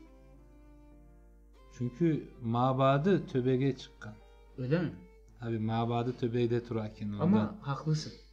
Online olmayın ama. Aynen öyle oluyor. Yani çok şükür şu anda biz yaşamadık bunu. Ama ben bunu bizim üstümüzden örnek vererek gideceğim. 18 yayındır, hatta özel yayınlarımızı da dahil edersek 20 yayındır Genç Tatar'ı burada yapmaya çalışıyoruz nacizane. Düşünelim. Neyi düşünelim? Biz olduk diyelim kafamızda. Olmadık da. Velev ki olduk. Bizden güzel yayın yapan yok. Hadi oradan aspam. Ya ben çok güzel metinler hazırlıyorum. Hadi oradan paçoz. Ben videoları hazırlıyorum, getiriyorum, koyuyorum önünüze. Allah Allah. Teknik masada ben varım. Vallahi ama O işin her dilini ben anlıyorum diyorsun. desek Hmm. acaba ne olurdu? Acaba ne olurdu? Büyük bir ihtimalle bir süre sonra dışlanırdı. Onu 18 değil, 8'i de göremezdik herhalde. 8 mi? Ya 2'yi görsek sevinirdik biz ya. Yani oldu mu havası? Niçin bundayım bola bu akaylar apakaylar? İnsan degen o varlık. Niçin bundayım bola? Normalde ben az önce bilerek söyledim özgüven olayını. Tabii. İnsanın özgüveni gerçekten bir normal bir orta seviyesi olur. Yani düşük veya yüksek olması güzel bir şey değil. Orta seviyede bir özgüven durumu gerçekten iyidir. Ama bu özgüven durumunu artık yavaş yavaş aşıp ya ben oldum, tamamdır derecesine gelirse ki o işte özgüvenin yüksek kalibresi mi diyeyim, o mertebesi olduğunda insan artık normal hayatında düzgün bir şekilde yaptığı davranışları ve hareketlerin dışına çıkmaya başlıyor. Biraz lakayt olmaya başlıyor. Tabii ondayım bola bence de. Diyebiliriz yani. Hep ondayım bola. Özü aramızdan hani örnek verik. Mesela ben boldum havasına girsem. Sizlerge siz çalışınız. Ben nasıl olsa bu işin başında duramam. Yayına gelir gider. Ben gelirim yayınla. Verirsiniz 2 yatlımağa. Ben okurman. Siz de ağzınızı açıp kararsınız. Ben okula gidiyorum. Ben okula ketemen, ben kenepke ketemen de bayta alırlar yani. Desek çok sıkıntı olur. Kesin de ondan olur yani. Oldum havasında bolmamak gerekir. Ta köp tip işlere tipte insanlarga değerli hizmetler verip olarman beraber yükseleceğimiz o nasıl aytıla muasır medeniyet seviyesi diyelim biz ona. Hadi öyle diye. Yani o seviyeye gelemeyiz yani. Oldum havası her zaman için problemdir. Ve bunu daha çok teşkilatlarda, derneklerde göre alırız yani. Pek çok akayda bunlar bola. Tabii ki. Şu anda katımızda 7 sene, 8 sene, 10 sene çalışanlar var bu yerde. Evet. Yani o akaylar bir şey etmiyorlar ama tine ünkelgen bala yani 2 yıllık bolgan bala ben boldum deyip geçine ya. Bolmaz yani bundan şeyler. İşte bu sıkıntı doğurmaya başlıyor. Tabii. Yani biz şu anda teşkilat işini söylüyoruz ama normal gündelik bir hayatta örnek da, veremiz zaten. yani bir gündelik hayatta da bir arkadaş grubundan da bahsetsek bir iki iş yaptım, başarılı oldum. Ben diğer arkadaşlarımdan daha iyiyim. Ben 2 adım atsam tamamdır. Geri kalanı onlar halletsin gibi davranışlar yavaş yavaş o insanı tepeden aşağı indirmeye başlar. Aynen ondayım bu. Yani bence insanlar katli olup oldum havasına girmemesi kerege. Sence Mike? Bence de onday yani kim boldum derse tepe taklak özünü düşürür aşağı.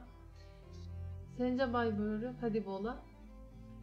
Ya bence de aynı şekilde bola deyip düşünemen. Yani ilk başta biraz Tatarca Türkçe karışık gideceğim olduğu kadarla. Ayarını ber işte bağlam. Yani doğru tabi insan ne kadar oldum dese bence olmaz yani. Oldum dediğinde kendini kandırmış diye düşünemen. Kendini kandırdığı noktada zaten bir daha kendinin farkında olamaz. Nerede olduğunu, ne yaptığının da farkında olmaz. İşte en büyük sıkıntı. Aynen. Etrafındaki bir bakar arkasına dönüp baktığında bir süre sonra kimse kalmamış.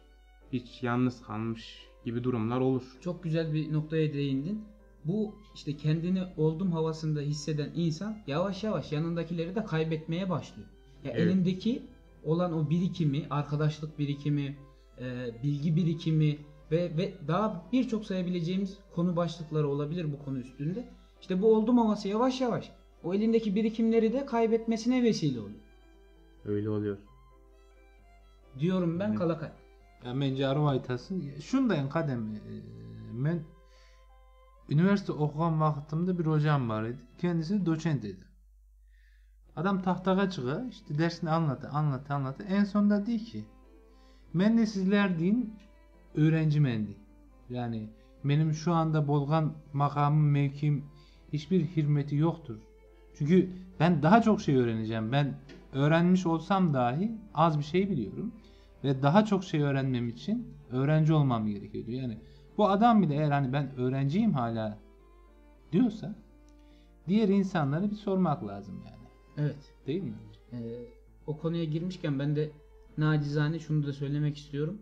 Bir 3,5-4 ay eğitim süreci içerisinde bir dönemim oldu. Hı hı. Gerçekten fark edebiliyorsun yani oldum havasına giren bir öğretmenle az önce senin bahsettiğin gibi hala kendisini bilgiye ve daha farklı şeylere açık bırakan, öğrencileriyle daha uyumlu iletişim sağlayan öğretmenleri de gördüm. Tam tersi ben öğretmenim nasıl olsa her şeyi ben biliyorum. Bana kimse artistlik taslayamaz. Biraz kaba argo kullanarak söyledim. Hı hı. Diyen öğretmenleri de gördüm ve bu ikisinin dışarıda çevresindeki hayatlarında nasıl yaşadıklarını da gördüm. O ben her şeyi bilirim diyen öğretmenin yanında kimse yok. Ama az önce senin bahsettiğin öğrencisiyle beraber hala öğrenciyim diyebilen öğretmenler, hocalar da bizzat dışarıda insani ilişkilerinde çok sağlıklı, daha farklı konularda kendisini her daim açık ve samimi tutan insanlar hayatta daha da rahat yaşıyor. Yani her türlü yeniliğe açık oluyor Evet. aslında. Yani kendini etrafına da daha sıcak hissettiriyor. Yani mesela öğrencisi gelip hocam ben bunları öğrendim dese, yanındaki öğretmeni de böyle miymiş ya böyle miymiş ben de bilmiyordum dese, mesela öğrenciyle arasında daha sıcak bir ilişki, öğrencisini de teşvik eder Aynen. bu konuda diye düşünüyorum ben. Mesela özür diliyorum. Şunu da gireyim, bir kere söz vereceğim. 2 dönem mi 3 dönem mi? Kalakay 3 dönem oluyor değil mi şu anda? Neyle alakalı 3 dönem? Başkanımızla beraber 3. dönemimize girdik değil mi? Evet, 4. döneme dönüyoruz. 3'ü bitirdik. Bitti, dönüyoruz inşallah. Mesela ben çok rahat bir şekilde bunu söyleyebilirim. Kırım Türkleri Kültür Yardımlaşma Derneği Konya Şubesi Başkanımız yaşı biliyoruz. Ki tanıyanlar da vardır Hamdi Elmeci'yi. Ben o oldum havasını hiç görmedim. Yani yaşı var, tecrübesi var. Ama her daim oturup konuştuğumuzda, sohbetler ettiğimizde bize tecrübelerini anlatmaya çalışır. Bizlerden bilgi almaya çalışır. Eğer bilmediği bir şey varsa çok teşekkür eder. Hatta gerekirse onların notlarını alır. Yani ben bunu söylüyorum, böyle yapacağız. Ya da sen öyle mi söyledin? O doğru değil. Ben bunu böyle biliyorum. Bu doğru diyen bir insan olmadı hiç mesela. İşte bu yaklaşımlar diğer insanları da ona yaklaştırıyor. Sıcak o samimiyet havasını da ortaya çıkartıyor. Kendine çekiyor bizzat. Bir mıknatıs gibi diyebiliriz yani. Kesinlikle değerli dostum. Ama oldum havasında bir başkan olsaydı Kalakay Şu anda biz burada olmazdık. muhtemelen. Dağılmadı. Yo, dağılmazdık. Biz özgürlüğümüzü ilan ederdik. Ayrılırım. Şimdi bir kere sözü verdim. Şöyle bir örnek verecektim ben de. Hatta kendisi Kırım Türk'ü olan Halil Nalcık hocamızla bizzat görüşmüş bir hocam şöyle anlatmıştı. Bilgi ve tecrübeli olan bir insan. Ama yanına gittiğimiz zaman o kadar eğilirdi ki bir başak tanesine benzetmiştim. İnalcık hocamız demişti. Çok hoşuma gitmişti. Tam da yerinde oldu galiba. Evet. Bilgili ve tecrübeli insanlar başak tanesi gibi oluyorlar galiba. Ötekiler ise böbürleniyorlar, kasılıyorlar ama yok yani. Boş tane bilirsiniz her zaman dimdik durur ama boştur işi. Hiçbir işe de yaramaz. Yaramaz. Hani bir kere şimdi Halil Nazlık diye baktı, benim de aklıma bir şey düştü arvaysa. Halil Nazlık'ın hep bir söz ayta diye göremem bazen de, doğru mu tam bilmiyorum. Diyor ki ben en avro eserlerimi 80 yaşımdan sonra de verdim diye. Mesela bu Halil Nazlık da ben 80 yaşına kadar ben oldum deyip açsaydı belki bu lafı söyleyemezdi. Belki de bu şekilde tanıyamazdık. Kendisi de diyor hani ben 80 yaşımdan sonra verdim diyor en güzel eserleri. Çok da güzel örnekler oluyor bizlere bu insanlar. Gerçekten önemli Kalakay. Eklemek Muhakkak. istediklerim var muhtemelen. Yok, eklemek istediklerim pek fazla yok da bir internete girip çıkayım dedim bu arada. Eklemek istediklerim var diye düşünüyorum. Ya üstüme oynama Anladın ya. sen. Üstüme oynama Anladın ya. sen. Anladın sen. Şöyle ki değerli dostum, bazı insanlar var, belki yakınımızda, belki uzağımızda, belki tuğanlarımızdan, belki tuğmaganlarımızdan, şöyle bir havaya giriyorlar. Efendim benim hayatım çok yoğun, ben bir şeyler yapacağım diyor. Fakat vermiş olduğu sözleri yahut baş koyduğumuz yolda Sorumluluklarını aynen öyle yerine getirmiyor. Efendim telefon açıyor olabilir, mail atıyor olabilir. Ya böyleydi, böyleydi, böyleydi. Bunlar sıkıntılı şeyler. evet. Bir de bakarsın ki bir anda yanımızda olmaz. Böyle bir ufak mesaj göndereyim ben. İşte tam bu sebepten dolayı söylemek istediklerim var diye sana döndüm ben. Eyvallah eyvallah. Yani bir anda belki bizi duyuyordur büyük ihtimal. Duymuyorsa da yayından sonra seve seve dinler. Evet. Anlayacak kim olduğunu ve buradan açıkça onu uyarıyorum ki dikkatli olsun. Oldum havasına sakın ama sakın girmesin. Biz her yerdeyiz. Her Nokta. yerdeyiz. Her yerdeyiz. Diyelim bir şarkı arası verelim Kalakay. Hı hı. Hem bizler dinlenelim hem de dinleyicilerimizi şöyle güzel bir müzikle baş başa bırakalım. Sonra yavaş yavaş o kapanış bölümünde Tatarca sohbetimizde kaldığımız yerden devam edelim. Çi börek hazır mıyız? Şarkımız sizlerle.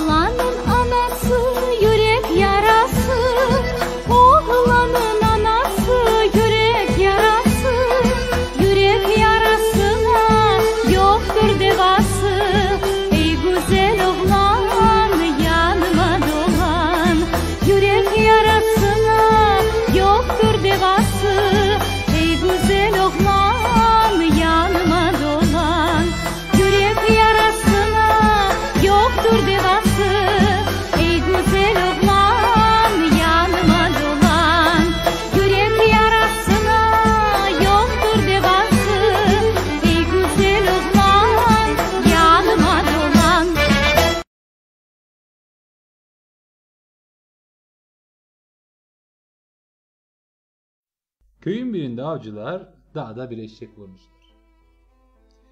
Tekrarlıyorum. Köyün birinde avcılar dağda bir eşek vurmuşlar. O köylü o güne kadar eşek görmemiş. Birisi bu geyik demiş, bir diğeri yok. Ben geyiği biliyorum, geyik değil bu, başka bir şey demiş. Çok bilmiş birisi. Yahu ayıya benziyor bu dese de bir başkası ona itiraz edip ceylan olduğunu iddia etmiş. Esas mesele vurdukları bu hayvanın etinin yenip yenmeyeceğiymiş. Hepsinin korktuğu şey bu hayvanın domuz olma ihtimaliymiş. Domuz değilse köye götürüp yiyecekler. Domuzsa köye taşımayacak, orada bırakacaklar. En sonunda birinin aklına gelmiş. Köylerinde önde gelen bir misafir var. Ahmet Akay. Bunu bilse o bilir. İşlerinde en gençlerini köye göndermişler. Git Ahmet Akay'ı al gel hemen buraya. Pek mühim bir mesele var diye söyle demişler. Genç köşup köye varmış. Ahmet Akay'ı bulup dağda çok mühim bir mesele varmış. Hemen gelmeni istediler demiş. Başka bir şey de söylememiş. Ahmet Akay da heyecanlanmış. Rüzgar gibi koşturup nefes nefese dağa varmışlar. Bir de bakmış bir sürü adam ölü bir eşeğin başında onu bekliyorlar. Art arda sormuşlar sorularını. Bu hayvanda ne oluyor? Eti yenir mi? Ahmet Akay'ın ölü bir eşek için ta köyden telaşla onu getirmelerine canı sıkılmış. Yahu ben de bu kadar büyüğünü görmemiştim ama bu olsa tavşanın dedesidir. Yiyin gitsin demiş. Anlatının ismi Koyanın Kart Babası ya da Türkçe haliyle Tavşanın Dedesi. Anlatan Gülzade Kaçamak 24 Mayıs 2002'de anlatmış. Kayıt yeri İstanbul'da dostum. Güzel bir fıkraydı, hikayeydi diyebiliriz. Bugün göndermeler üstünde göndermeler kardeşim. İşte fuzuli yere insanın canını sıkmayın. Eşek Eşek olur yedir. sana. Tavşan yedirtirler Tavşanın sonra dedesi. Ben hemen yorumları bir göz Tamam. atayım. Takipçilerimizi, dinleyicilerimizi kırmadan. Halil Mürevvet Güney Çakıl demiş ki ağzınıza sağlık, ne güzel anlattınız, sayenizde Cengiz Dağcı'yı hakkında bilgi sahibi olduk diyor. Artı bir yorum daha, alıştık sizlere, bağımlılık yapıyorsunuz ya demiş, kalplerini göndermiş. Ve Tatarca nasıl aru bola dinlemesi, zavuklu bola pek aru konuşasınız diyor Kalakay sizlere. Allah razı olsun diyimiz bizde Halil Mürüvvet Güney Çakılga. Eğer ayrılmadıysa ben bir selam göndereceğim. Çünkü şu anda ekrana düştü. Özgür Kara. Evet. Özgür abimiz de şu anda bizlerleymiş. İnşallah çıkmadıysa, dinliyorsa bizi, çok teşekkür ediyoruz Özgür abimize. İnşallah güzel bir yayındır. Memnun ediyoruzdur. Hem Özgür abimize hem de Diğer dinleyicilerimize. dinleyicilerimize herkese selam olsun buradan yeniden. Evet, bu yayınımızda yeni bir arkadaşımız var, Bike. Onunla biraz mütalaa edelim. Hem Tatarca konuşmuş oluruz. Özür biraz da. diliyorum. Ekleme yapabilir miyim? Ya. Hem yeni bir arkadaşımız hem de bizden farklı. Doğru, cinsiyet olarak Çünkü farklı, haklısın. çünkü haftalardır sağ olsunlar bu konuya gerçekten dikkat eden dinleyicilerimiz vardı.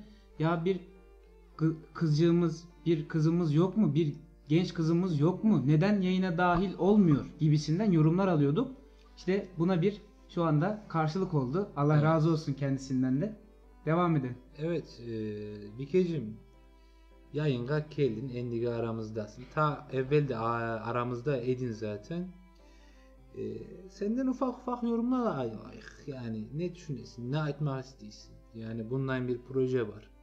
Biz tabi hemen oldum havasına gireyim toptan. O kadar da artık kırmıyordum Tabi ama. bizge herkes ayta arı betesiniz, yaxşı bola, o mo ondan şeyler bola. Diyelim hemen oldum havasına. Çıkalım. Evet, senden yorumlarını alalım, düşüncelerini alalım.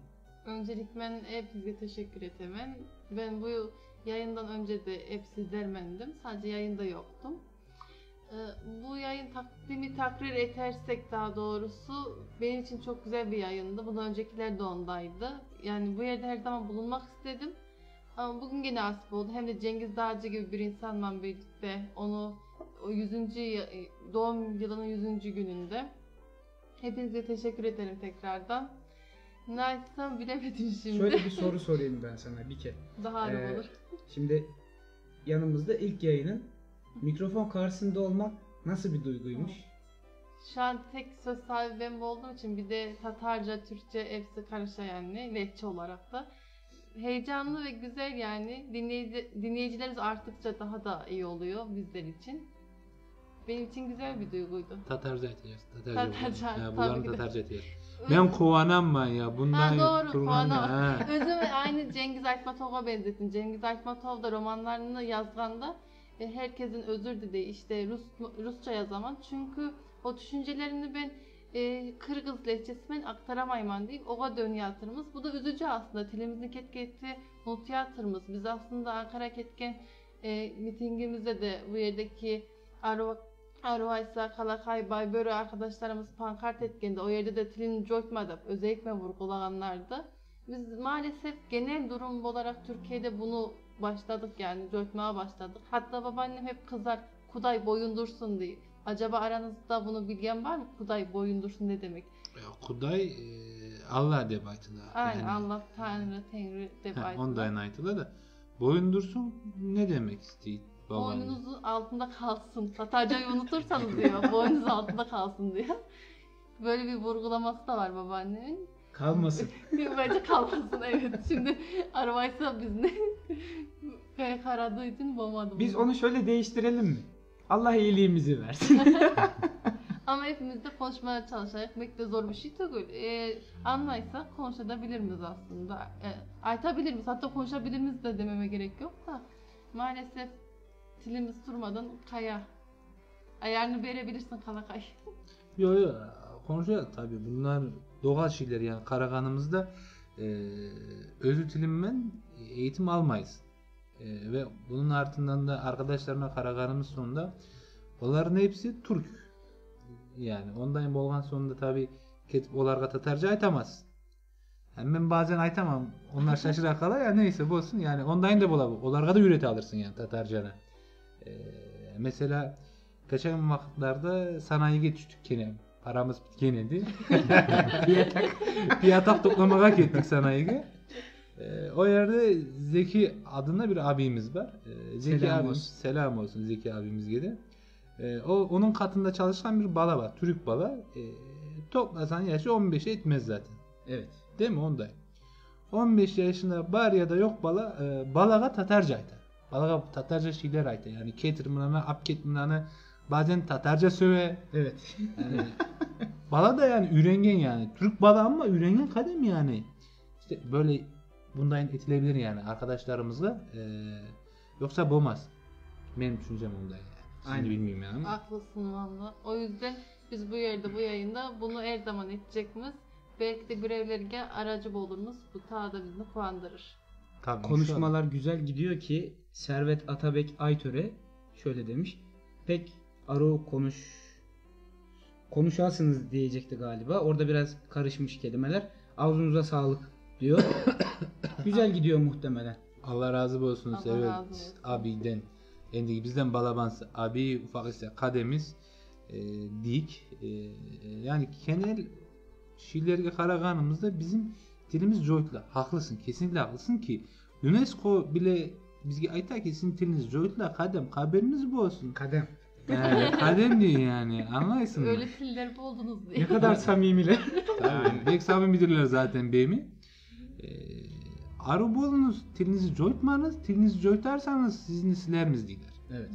Yani bundan sonra sizler de gelip şimdi Tatarca aytmasanız bolmaz. Baybörü. Efendim Arvas. He, kara. Arvaysa seni diye tüyo. Kalakay. Kalakay. Biraz karıştı. Frekanslar karıştı. Frekans karışınca beyin canlı haline. Neyse mesela tatlı ısmarlayın.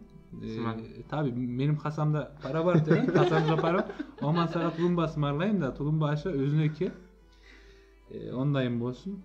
Yani dilimizin coytmamamız gerekiyor. Onun için çalışmamız gerekiyor. Bir şey aytacaksın halle. Mürvet ablanın yorumunu sen oku gördüm de. istersen. Köyge öğretmenler keleydi. Onlar da hemen öğreneylerdi Tatarcan'ı dege.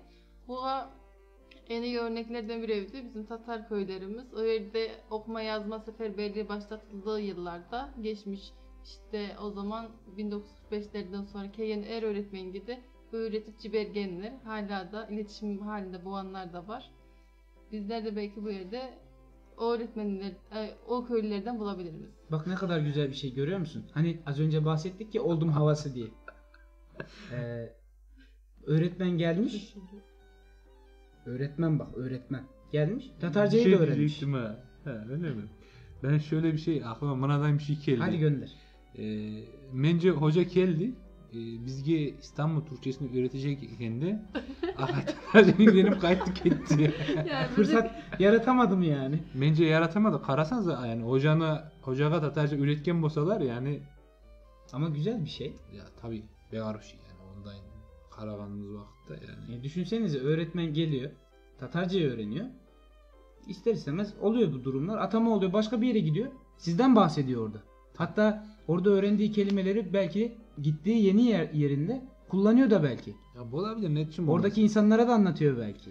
Bence en çok kullandıkları şey benim düşüncem yani. Sence? Sövmektir yani. O Öyle mi Tatarca dersin? küfürlerdir bence yani. Oraya girmeyelim. Bip diyelim, oraya kapatalım orayı. Aytmayacakman, küfür aytmayacakman kadem yani. Sadece hani düşünsenize ballar var işte veliler gele. Veliler başınızda ekşi anlata. Hocanın kafa şişe. Ben sizin bilmem neyinizi ne ettim deyip aytalar mesela hoca. Onlar hoca ne aytı acaba deyip karaylar mesela. doğru. Örneğin. Yani. Hatta Ben bunda aytamam yani, ne yalan söyleyeyim yani. Hocanın katınları da bolsam bazen Tatarca aytamam içimden yani. Bunda köyge imamlar geldiği zaman babaannem deyimli Türk ve keleler Türk imamlar hanımları oturganda herkesin arı musun Allah Allah deyin. Arı ne ki yani, bunlar için çok önemli bir şey herhalde. Arı mısın, iyi misin demek. Onu çözesiye kadar bir vakit geçiyormuş köylerdeki. İşte imam eşlerini bile öğretiyorlardı. Aynen. Yani bu kültürel bir alışveriş de olmuş oluyor. Ya, muhakkak Evet. muhakkak ondan. Bence güzel bir şey. Ben hemen konuyu biraz değiştireceğim. Kayırga alıp gideceksin konunu, haber verme ağa. Şimdi derneksel faaliyetler üzerinden bir sorum daha olacak benim. Sor kadem sor. Bir kadın olarak biz bunu haftalar öncesinde bir yayınımızda bahsetmiştik. Dernek içerisinde hanımefendilerin, kadınların da rolü bence büyük. Ki büyük kadın şahsiyetlerden zamanda bahsettik. Hala şu anda hem burada hem de daha farklı yerlerde temsilcilerimiz de var. Tabii. Şefika Gasparalı Kadın İnisiyatifi kuruldu ve yanlış bilmiyorsam dün Antalya'da bir kahve günü tertip edildi. İşte bu noktada senin de görüşlerini almak istiyorum. Evet. Burada maalesef Konya yetersiz kalmakta. Manavgat'ta da sanırsam böyle bir harekete geçilmişti. Tatarca konuş, Tatarca. Tatarca. Evet. Anlayan anlasın, bana anlamazsın. Anlarlar sen Tatarca. Bizler de bu yerde herkesini yani ben bekleyeyim ama kimse bekleyeni yok. Özellikle ailelerle gelirsek biz derneklerge o zaman bu şey tahakkuk olur. İşte herkes kendi kız kardeşini, kızını, özü eşini getirdiği vakit tahakkuk birbirimizle kaynaşırımız. Hem de yani dernekte bir kadın hareketi başlamış olur. Maalesef şu an yok. Yani Konya Derneği'ne o zaman herkesi bekleyiniz. Özellikle hanımlarda tuyur olur. Bu yerde Mürvet abla bizlerle aracı olabilir. En çok gözümüze çarpan dinleyicimiz. Sağ olsun, şu anda başladığımızdan bugüne kadar her daim yanımızda, bizi destekliyor Mürvet ablamız da. Selamlar olsun ona da. Selamlar olsun. Selamlar olsun. Benim şimdi aklıma bir şey geldi. Ne geldi? Gene o üniversite talebeliğimde olan bir şey. Ben bir dönem Konya'da okudum ama bir dönem Üyge çıktım. Ya işte tez yazacağım ben de. Allah razı olsun. Bir arı tez yazdım. Hocam da kovandı, suydu, aferin dedi. Verdi ciberdi. Yüksek puan da verdi. Neyse o vakitlerde Üyge yaşaganda ben tabi hafta işleri okulun o yerdeki üyde yaşayma. Hafta sonu Üyge kelemem ben. Baba evine göçüyorsun. Baba ocağına aylanıp kelemem. Neyse. Hafta sonu işte biz 2 kişi kalaydık. 3 kişi boladık bazı vakitlerde. Benim arkadaşım var idi Murat der. Şunu da Allah o da selamet versin, şu anda polis. Ve şimdi aytacağım apakay var. Kübra diye bir arkadaşımız var idi. Sabahları keleydi. Beraber temizlik eteydik mesela. Bir hafta içerisinde buna telefon tart aldığından da mesaj alarak keteydik gözüm. Yani bir hafta işte cuma günü kele dersten çıkaydık. Yani çünkü bir hafta kemiyedi üye. Ünü pislik alıp getirdi yani. Pislik degenime haramanız yani. Mutfağımız temiz bolaydı yani. Allah razı olsun Murat'la beraber arı öpmek. Anlayan anladı. Devam et. Kübra keleydi. Hemen 2 saatte kadem 2 saatte. Ünü spraydık. Ondan sonra paspas bileda çekiydik. Ondan sonra işte banyoya tuvaletki ozon koyup dezenfekte eti yatırdık. Ondan şeyler etedik. Ve Kübra'nın kelimesiyle beraber işte bir haftanın tertemiz yüde yaşaydık yani. Ne kadar güzel. Yani kadın erittiğinde daha farklı bola. Onu bir ar bilemeyin yani. Konuyu buraya getireceğini anladım. Ama gerçekten güzel bir yere getirdin. Yani boşuna demiyoruz çiçektir diye. Ve Çiçek sensin falan ve, diye kadın. hepimiz evlerimizde görüyoruz annelerimizin ne kadar değerli insanlar olduklarını. Kadın gerçekten kıymetli ve neden olmasın derneklerimizde kadın elinin değmediği bir eksik yer kalmaması. Ne kadar önemli olur. Muhakkak ondan yani şimdi erkek men akayman apakayın beyin yapısı farklıdır zaten karakanımızda bilimsel vakitte. Akay bazı şeylerini ta ince görür, ta kalın görür ama apakay daima yani bilgen bilir yani sürgülüsü bolgan bilir yani o ta yıllar evvel başına kakacak bir şey tabar yani. Ondan işler bu yani. Akay ve apakayın beyni farklı çalışır ve iki farklı yapının bir arada bulup bu işlerini beraber yasaması bence ta başarılı bir şey ortaya çıkar. Ki şöyle bir durum da var. Biz şimdi teşkilat üzerinden de konuştuk. Biz bir birlikten bahsediyoruz. Tabii. Her daim. Sadece erkekler olarak bunu biz sağlayamayız. Millet olarak kadınıyla erkeğiyle biz bu faaliyetleri ve çalışmaları hep beraber yönetirsek, kenetlenirsek işte o zaman daha sağlam bir yapıya ulaşmış olacağız. Bu da çok önemli. O zaman Nada'yı aytayız. Gasparalı ve Zöhre Hanım üylendiği zaman bir de herkesin bilgenliği Gasparalı Bey önce bir evlilik etti. İkinci evliliğini Zöhre Hanım'la etti. Dedi ki benim bir ayağım vardı. Zöhre'men üylendim. 2 ayağım oldu dedi. Ve beraber Zöhre Hanım'ın sattığı çeyizlerle o tercüman gazetesini çıkartalar. Bu çok önemli bir şey. Yani bir kadının başarabileceklerinin sınırı yoktur. Şefika Gasparalı örneği de bununla birlikte verilebilir. Sonrasında bıraktığı emaneti mirası İsmail Bey Gasparalı. Aynen. Özü başına eşime birlikte devam ettirgendir. O yüzden bu konuda bir kere de çok teşekkür ediyoruz. Biz şu anda bu konunun dili oldu. İnsanlara ulaştırıyoruz. Sadece dediğim gibi cinsiyet bakımından erkekler olarak kalmayalım. Bu dava eğer ilelebet devam etmesini istiyorsak ve bir neticeye varmak istiyorsak kenetlenmemiz lazım. Bunun için de bir ve beraber olmamız çok çok önemli diyelim ve bir şey ekleyelim. Buyurun. Bu sözü kendime hariç tutarak söylüyorum. Haydi bakalım. Tatar erkekleri ve kızları bakın kendime hariç tutuyorum. Kendini neden hariç tutuyor? Dur bakalım bir gelsin öğreneceğim şimdi. Ben düşünmeyeyim ben ondan. Bir eylem düşünmeyeyim ben. Anlaysın. Tatar caş bolgan kızları ve erkekleri Tatar bolganlarla ülenmeleri kerege. Kadın. Bunu ben hep aytamam. Yani eğer Tatarman ülenirsen kadın akayga aytaman. Caş Tatarlarga akay bolganlarga evvela karnın toyar kadem yani. Begarım. Apagayını alganda karacaksın şimdi. Çibörek yasayım mı? Tögerek yasayım mı deyip karacaksın. O midem. Neyse tokta. Önce karamadan sen evlendiğin hanımına öncelikle malzemeleri vermen lazım. Kalakay, unudu, yumurtası ve benzeri. Ondan sonra zaten hanımın yapar. Değilsin. Evet. Ulan kadın Tatar akayları her vakit çalışkandır. Üyüne her vakit kararlar. Anlaysın bunu sen. Tatar akaylar bunları alıp getirir. Hele bir de midesi bulacak. Vay yavrum vay. Kesin getirir. 2 kilo alıp getirir. Daha soğuk yatasın der. O zaman akafayların tilibi olarak şunu diyeyim ki her zaman biz hamur aşına eteriz yani. Kadem tokta ben bir şey atacağım. Tokta ben ta apakaylara gelmedim. Neyse akaylara geldik şimdi. Efendim şimdi akaylar ökmek yasamağına karacaklar. Tatar bolganı bilgen son tamam mı? Ondan sonra tilini konuşup konuşmağanına karacak. Ondan sonra konuşkan bulsa ondan arı yoktur.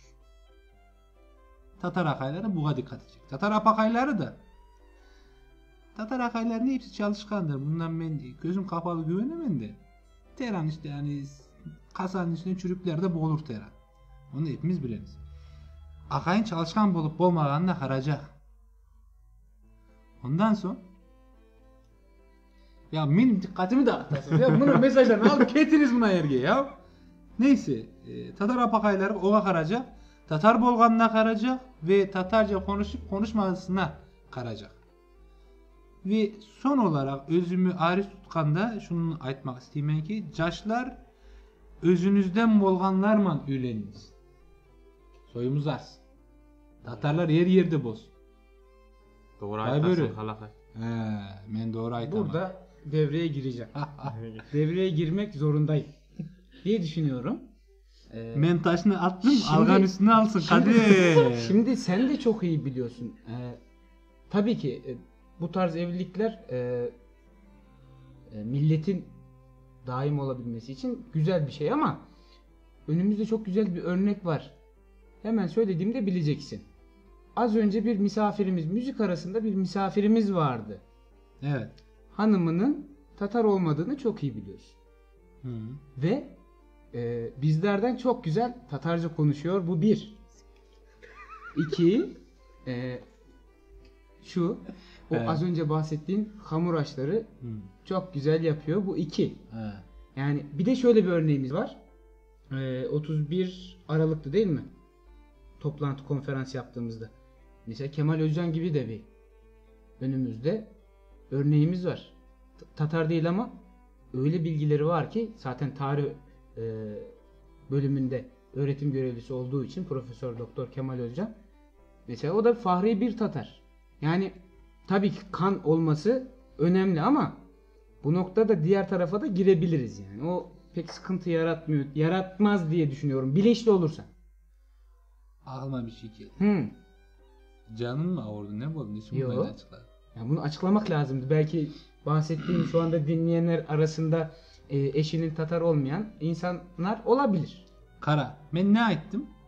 Caş bolgan. Yani Türkçe'ye dönüyorum. Tamam. Bak konuştuğuma gibi. Belki de genç, genç- olan Tatarlara söylüyorum Ama ben belki bunu. de genç olan Tatarlar vardır bizi dinleyen.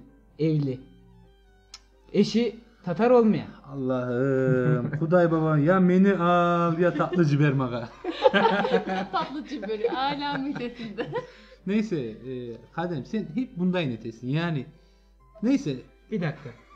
Sarı burma 2 yorumu var. Ben onu hemen okumak istiyorum. Kaybolmadıysa diğerini de bulmaya çalışıyorum. Heh. Şurada diyor ki sarı burma. Ne etaken sarı bunu. Tatlı mı bareken? Şo diyor. Bar kel aldıracak mı birazdan kel haydi. Bir de daha sonra demiş ki Anav kalakay bir toymadı. Toymadı ketti. Kayda körsem aç geze kalakayın alacak apakayka Allah sabırlar versin demiş. Güzel de bir yorum oldu sarı vurmadan. Bir yorum daha var. Onu da oku da ondan sonra. Okuyayım mı? Moralim bozuldu. Çok galiba. da. Çok da ben kendim karayım. Sarı vurmaya teşekkür ediyoruz. Kalakayı moralini bozduğundan dolayı diyelim. Ya tabi ondayım da. Şimdi biz bu yerde eğer toktanız. Buna açılacak mı? Eğer bir davanın savuna bolasak eğer bolamız mı? Evet. Bir şey mi savunamız biz? Evet. Ha. Biz ne ayttık? Dilimiz coytula. Ayttık mı? Kadem sana bundan sorayım ben. Sen apakayından üylendin deyik Türk bosun. Tamam mı? Türk bosun. Tamam. Sen apakayına iltifat etkinde Hı. ne diyeceksin? Türkçe iltifat edeceksin. Nereden biliyorsun? Ya beni konuşturma yayında. Beni yayında konuşturma. Ya nereden biliyorsun öyle olacağını? Belki de konuşturacaksın ama endigi inşallah babalar duymaydır. Ve Arıvaysa'nın hayranlarına üzeyim bu yerden. Arıvaysa'nın Türk bir sevgilisi var. Endigi ayttım. Benden ketti kusura bakma. Kızacak olsan hemen keseyim yayında. Yok. Kötekleşik buna Yok. Şimdi tabii sen ondan savunarsın. Sen tatlıyla gönlümü alırsın. Alırım ha şimdi 1 kilo baklava tüm tulumba aldıracak. Kalakayın bütçesi çok olması lazım. 1 kilo bana alacak, 1 kilo sana. Hatta 1 kilo Büke de istiyor şimdi. Oo. Ne için 1 kilo sakat alacak mı? Senin sürgünün de mi Türk yoksa? Güzel gidiyoruz. Yok. Bir de çiğ Ya, börek ilk- var tabii. Evet, çiğ börek İlk de var. bölümde demiştim 1 kilo sana tatlı alayım ödeşelim diye, onu hatırlatmak bağında söyledim. Maşallah bugün de Baybör'ü hatırlata bir oldu. Ulan tatlı aldıramız ya siz gibi. Ulan ne için toymaysın? Bir de bana değiller toymaysın deyip ya. Az önce sarı burma ya tatlı var dedin ya. He. Hemen cevabını vermiş. Helikopter ciber ma diyor. Ne diyorsun? Göndereceksin mi? O kadar para. Güzel gitti muhabbet. Neyse Toktanız ben Çin'e atacak. Buyurun, buyurun. Senin Türk sevgilim Bolgan için takip online o yaptığın savunasın ama şundan bir şey var kadem. Tatar nüfusun Mürüvvet abla soru soruyor sana. Bizde keliyik mi? Kalakay diyor. O kadar param varsa galiba yetişecek tatlı. Kalakayın düğün parası. Toy param kete, toy param kete. Kayda benim toy param. Şundayım. Abay çıkınız geliniz. Kapınız her daim aç. Yani ne bocak ya. Bir bocağını 2 kilo alırız. Beraber açarız. 2 bocağını 3 alırız. Ne bocak. Yani Allah razı olsun. Allah bere biz ki harcayımız. Zaten dostlarman aşamayacak bolsan bu paranı ne için durdurasın cebinde deyip sorarlar. İşte şu sözler tamamen işi bitiriyor Kalakay. Allah razı olsun senin. Eyvallah. Endik istemişsin tatlını ya. Teşekkür ederim. Aşağı kanmayıp olduk. Ha, Sağ abi. olasın. Neyse ben yayından sonra sizlerge 1 kilo tulumba patlama deyip çıkacağı için onu da tam taktım. Mola mı istiyorsun? Yavaş yavaş bir mola verelim. Tabi mola vereyim. Çünkü muhabbet şöyle uzun gitti. Biz de bir dinlenelim. Dinleyicilerimiz de yine bir şarkı dinlesinler. Sonra geri dönelim. Tamam. 1 dakika. Yalnız Mürüvvet abla gelirse eli boş gelmeyecek. Lu çat gel çat gel. Köpekte getiriyor. Köbete getireyim demiş. Abay kapını açtım ben haydi gel. Diyelim bir şarkı arası, daha sonra sizlerleyiz.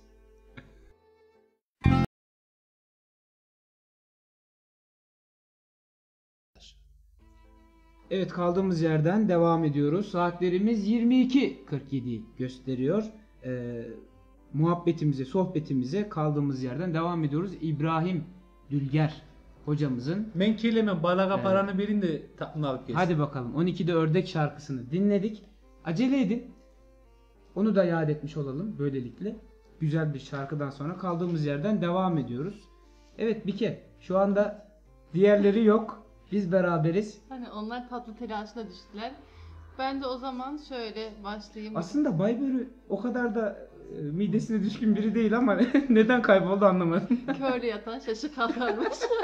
Bunu da burada anlamış muhtemelen. olduk.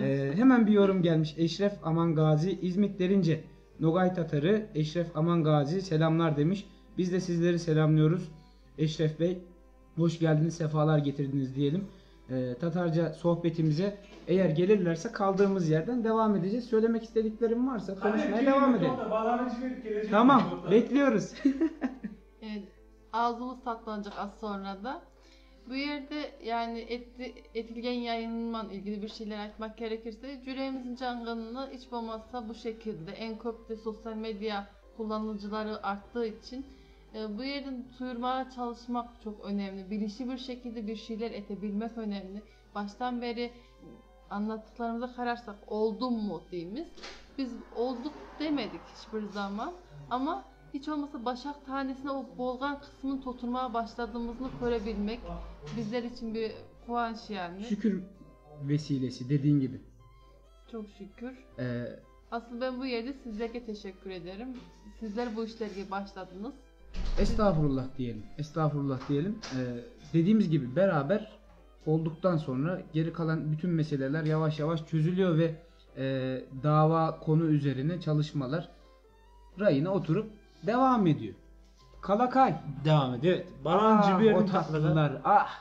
O tatlılar. Her haftada yiyorsun ama nereye gidiyor bilmiyorum. Göbek yasadık ya. Hayır boşuna mı yasadık bundan göbekini? Neyse. Şimdi mağa bir taş atıldı. Önce onu aytacak mı? Haydi. Sonra gelecek mi tatarman üylenmesine. Sen takıldın oraya. Hadi takıldım o ondan olacak. Toktanız. Haydi. Olacak. Mağa aytalar ki köp aşaysın. Ben köp aşamayım arkadaşlar. Karanız.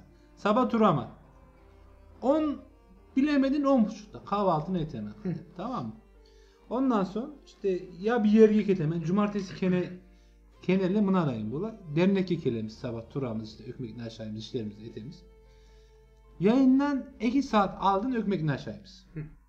Kadem kara bak 10'dan 19 kaç 19.30 kaçı hiçbir şey aşamayım ben. 9 saat bu 9.5 saat. Ulan kışın bu saat geçiyor yani orazak tuakaylarla. Apakayla. Doğru. He. Böyle deyince aklıma dedem geldi. Annem Allah razı olsun bize özellikle bu Tatar yemekleri, hamur işleri konusunda hiçbir zaman boş bırakmamıştır. Annemden dedem diyeyim ben. Her geldiğinde bu muhabbet olur. Tögerek yasarlar. Onu güzelce yeriz, aşarız. Daha sonrasında dedemin çok kaçırdığı mevzusu ortaya atılır. O da aynı senin gibi sabaha kadar bir şey yemeyeceğiz. Acıkırız o zamana kadar der. O aklıma geldi. Ha bir de şundan bir şey var. Ben normalde tatlı aşamayım bilesin. Yayından yayın aşamayım. Tabii. Bir de çarşamba günleri aşamayım. Tabii. Evet. Bir de çarşamba günleri kelemiz bu yerde bir tatlı aşayımız. Evet. Bunların yalan atmayak yani. Doğruga doğru. Eğri oturaman doğru konuşamam şimdi hadi. Yani çarşamba günü aşayman tatlı, sütlü tatlı bola. Sütlü Tamam. bilesin yani. Kazan dibi bola, ondan sonra sütlaç bola. Yani. Evet. Bunların aşağıya. Cumartesi günü de beraber hani tatlı konuşacak ya bu işin beraber devam etmesi için tatlı ısmarlayman ama ha yok men endigi tatlaşamayacak man deyip olsanız men özüme 250 gram alıp getiririm. Yok yok beraber olsun. Beraber He, olsun. gelesiz Hadi ya. gelelim şimdi diğer konuya. He, gelesiz ya maga işte bundan gelirsiniz işte hadi. Ya. Hadi Kalakaycığım, canım. şöyle bir durum var. Biz seni öne atıyoruz, arkanda kalıyoruz. Hep onların burada. Allah razı olsun yani sen de mazur gör bizleri. Neyse ondan göreyim. Hadi Demek ki bakalım. sırtına bile kesti. Dizlerini. Yani siz neyse Kelik şimdi senin Türk sevgilin var dedin şimdi. Buna bağlı bir şey yok diye. Yok tamam. Şimdi Dur o zaman. Bir dakika. Hmm. Madem bahsettin ben buradan bol bol selam göndereyim. Kime? Malum kişiye. Malum. O anladı. Ulaş. Malum kişi aranıyor. Olur mu? Canım sevgilime Hmm. buradan bu güzel akşamdan Hmm. köp selamlar Aytaman Hmm. dedim. Sana da bir nevi cevap vermiş oldum.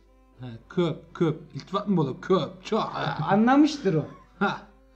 Yani bak. Yani sevgiline Hani demiştin ya anlamaz.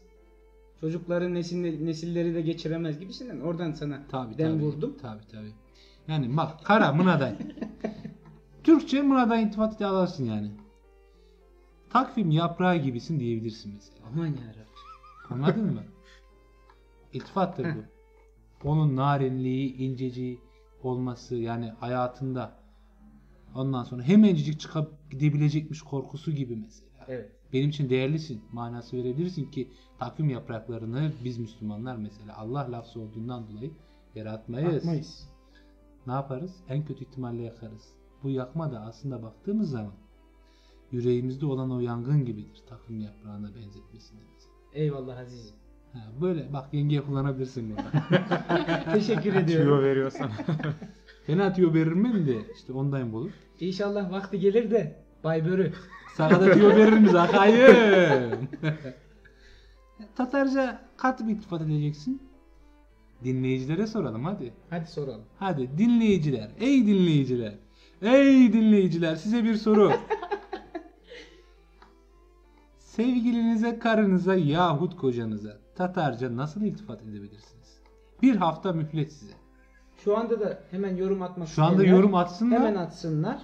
Dediğin gibi bir haftada mühlet, bir hafta sonrasında da tekrar bu soruyu soralım ve cevabını almaya çalışalım. Bir yorum geldi Eşref Aman Gazi'den. Eşref Bey ne demiş? Babaannem rahmetliyi hatırlarım, sofranın başında 6 erkek bir kız bala. Zavallım çi börek yasardı. Adem amcamın bir oturuşta 80 tane aşadığını düşünürseniz demiş. Maşallah maşallah. İnşallah Adem amca yaşıyordur. Aklıma şekilde. Adem amcamız abimizin amcası bolsa bizim dedemiz bolsa amcamızı niçin katıp öteki yakka ketkenini merak etmem. İnşallah öyle bir durum olmamıştır. Eğer tansiyon ise demiş 30-18. Tamam, ben üyleneceğimi üylendim. Ben üyleneceğimi yani oy 80 tane ben 10 tane aşağıdan sonra annem bana kıza başladın hep. Hemen sorumuza bir cevap geldi Mürüvvet ablamızdan. Akciğerim bir tane akaycığım mesela demiş. Burada bak akciğerim degen de ak ayrı yazıklar. Evet. Bak bu yeri Ben de vurgulamaya çalıştım ama inşallah olmuştur. İnşallah inşallah. Yani Caşlar Tatarlarla üyleniz, tamam. Aklınızı başınıza alınız, Tatarcanı konuşunuz. Sen hadi ben özümü tuştagan edim, hadi sen de tuştayım aysa. Hadi sen ben de de bunun dışta. dışında vur Hadi da. ben de dışta. Sonra Cengiz Mağa kızıp ondan sonra ülengeniniz de beni üyü almazlık etmesin yani. Ondan korktum bilesin de. Allah'tan Tatarca anlamaydı, Tatarca rahat rahat Bence aytamam. anlamıştır bence. Anlagandır canım ya. Bu Arada kadar böyle laf etkiyorsun. kendi aramızda kurs gibi yapıyoruz. Evet. Birkaç kelimeyi rahatlıkla anlıyor. Ya ondayım zaten ya zaten ben şunu da bekleyemem. Ülengen iki kişi eğer farklı kültürlerden gelgen vakitte birbirlerine bir şeyler katılar mesela. Bu da güzel bir şey. Evet. Bunu inkar etmeyin ama bizim davamız için bunların olması gerekiyor. Bunu da altını tekrar çizemem. Ama bir dostum var idi. O da Tatar idi. Karadeniz yakından işte bir sügrüsü bolgan. Kız da lazeken, tamam mı? Mesela Akay kızga Tatarca laflar üreti. Şundan inilecek, bundan inilecek falan diye. Kız da oga Tatarca'nın karşılığında Lazca bir şeyler üreti. Bir kelimeni üretken ta son ürengen aslında yani kızını kızdırarken ondan sonra kız da fuşkiye diye başlarken. Yani işte bundan ben direkt pat deyip aytmacam da fuşki tezek bola. Bunu bilseniz abi. Tamam. He. Anladım. Bunu mesela bundan şeyler de bola yani güzel şeyler de bola ama Tatarlarla üylensin. Balları Tatar bolsun. Tatarca konuşsun. Diyelim. Ondan aytayık. Yavaş yavaş bitirecek mi zendigi? Vaktimiz doldu. Tatlım gelecek çünkü. Hadi bakalım. O zaman ben hatırlatmalarımı yapayım. Sonra son sözlere Tabii. geçelim. Hatırlatmanı Bugün 3 hatırlatmamız olacak. İkisi tarihten gelecek. Bu hafta içerisinde geçirmiş olduk. 6 Mart.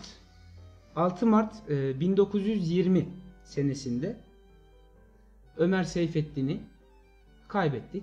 Vefatının seneyi devriyesi oluyor 6 Mart. Buradan bol bol rahmetler gönderelim Ömer Seyfettin'e ki bugünün önemli bir tarafı da Ömer Seyfettin konusu üzerinde Cengiz Dağcı'yı Baybör'ü anlatırken onu da değindi. Cengiz Dağcı'nın ilk olarak eline aldığı edebi eserlerden ilki Ömer Seyfettin'in hikayeleri. Evet. Amcası mıydı Baybör'ü tam hatırlamıyorum ama şu anda amcasının alıp okuduğu o Ömer Seyfettin hikayelerini Cengiz Dağcı görüyor ki hikayelerinde de zaten Ömer Seyfettin tarzında giden bir o ekolde yazı yazan bir edebi şahsiyetti Cengiz Dağcı. Buradan rahmetle anmış olalım Ömer Seyfettin'i. Allah rahmet eylesin. Aynı gün 6 Mart 1955 yılında Mehmed Emin Resulzade'yi de kaybettik. Azerbaycan Cumhuriyeti'nin kurucusu, ilk cumhurbaşkanı diyebiliriz. Mehmed Emin Resulzade de 6 Mart 1955 yılında vefat etti. Allah ona da gani gani rahmet eylesin. Onun yolundan gidebilmeyi bizlere de nasip eylesin diyelim. Ve bugün güldük eğlendik ama bir üzücü haber geldi. Bizleri gerçekten üzdü. Bursa'dan bu haber. Evet. Kırım Türkleri Kültür ve Yardımlaşma Derneği Bursa Şubesi'nde üye ve denetleme kurulu üyesi, hatta yanlış bilmiyorsam denetleme kurulunun başkanlığını üstlenen İsmail Sinan Karmış abimizi bugün kaybettik. Allah rahmet eylesin. Yani, Mekanı cennet olsun. Genç Tatar'dan da biz bu yorumu yaptık. 2 gün önce yanlış bilmiyorsam Bursa Kırım Türklerinde Tatarca kursu yapıyorlar. Tatarca kursu ve Tatarcayı daha iyi öğrenmek için çalışma yapıyorlardı. 2 gün önce sağ salim ayakta orada fotoğrafın içindeydi İsmail Sinan Karmış, İsmail abimiz. Hayat bu. Kaybettik. Allah bol bol rahmet eylesin. Yakınlarına, bizleri de dahil ediyorum. Başsağlığı diliyoruz. Özellikle Bursa'daki soydaşlarımıza başsağlığı diliyoruz. İnşallah bu tarz insanlarımızı hiçbir vakit unutmayacağız diyelim ve artık yavaş yavaş son sözlerimize geçelim mi diyeceğim. Geçelim. Son sözlerimize geçelim. Pek bir ehemmiyeti yok. Sadece Mürüvvet Güney Çakkal'ın bir yorumu var. Onu oku değerli dostum. Onu okuyayım. Bir de Burak abimiz yorum yapmış. Ona bakalım. Hemen bakalım. Mürüvvet abla diyor ki sağ olunuz, gecemiz pek arı geçti sayenizde, Allah'a emanet olun inşallah demiş yorumuyla. Sizler de emanet olun Allah'a. Burak Yılmazlar da aynen kadem geçtiğimiz pazar günü de İstanbul'daydık. Basın açıklamasında idiler. İşte hayat maalesef güldüğümüz gibi, sevinçli olduğumuz gibi böyle de üzüntülü dönemlerde yaşıyoruz. Rahmetinden ayırmasın diyelim. Amin. Ve yavaş yavaş istersen son sözlerimize geçelim. Evet, önce Bike'den alalım. Bike'den başlayalım. Evet, Bike. Hanımlar öncelik. Teşekkür ederim. Bugün ilk yayındı ve harikaydı benim için. Bizi dinlediğiniz için hepinize teşekkür ederim. Kendi adıma hayırlı geceler dilerim. Hayırlı keçeler hatta. Çok teşekkür ediyoruz. Biraz bekleteceğim. Bu Kalakay'ın tatlı ikramı için. Baybörü şu anda yanımızda değil. O yüzden Evet. Baybörü yanımızda değil. filan deyip geçirmeye çalışıyorum şu anda vakti. Baybörü. Baybörü çat gel lu. Geliyor çat bu. O arada Sefa Nur Demir de hemen bir yorumda bulundu. Onu söyleyeyim. Sağ olunuz gençler, sayenizde pek arul geçti gecemiz. Hayırlı geceler diyor. Eşref Aman Gazi sağ olunuz demiş. Baybörü. Son sözlerini alalım günle ilgili. Bugün çok önemli bir ismi daha andık. Yani edebi ve ebedi şahsiyet dediğimiz, isim dediğimiz Cengiz Dağcı'yı. İnşallah daha ileriki özgür vatan kırında nice Cengiz Dağcılar yetişmesi ümidiyle diye düşünüyorum. İnşallah temennilerimiz o yönde. İnanıyoruz ki yani bir gün gene vatanımız Kırım'da özgür yaşayacağız inşallah. Birlik olursak, kadınlarımız, erkeklerimizle gene bir olup kenetlenirsek o günlerin geleceğini ümit ediyorum diyelim. İnşallah o yönde de çalışmaya tekrar devam edeceğiz diye düşünüyorum Arvaz. Çok teşekkür ediyorum Baybörü son sözlerin için. Kalakay. Evet, son sözler bende. Özür diliyorum. Bir dakika. Ben bir şey diyecektim de o yüzden. Bir dakika. Hemen sana geçmeden şöyle alıyorum. Çibörek. Günün başında bu konuyla ilgili anlaşmıştık senden. Bir iki kelime de olsa günü kapatıyoruz. Son sözlerini alalım. Bugün teknik masamızda Çibörek bizlerleydi. Çok teşekkür ediyoruz onlara. Son söz Çibörek'te. Herkese bizi dinledikleri için çok teşekkür ediyorum. İyi geceler. Çok teşekkür ediyoruz. Evet Kalakay. Evet, sıra son sözlere geldi. Ey Tatar gençleri diyeceğim, şaka yapacağım. Konuştuk zaten.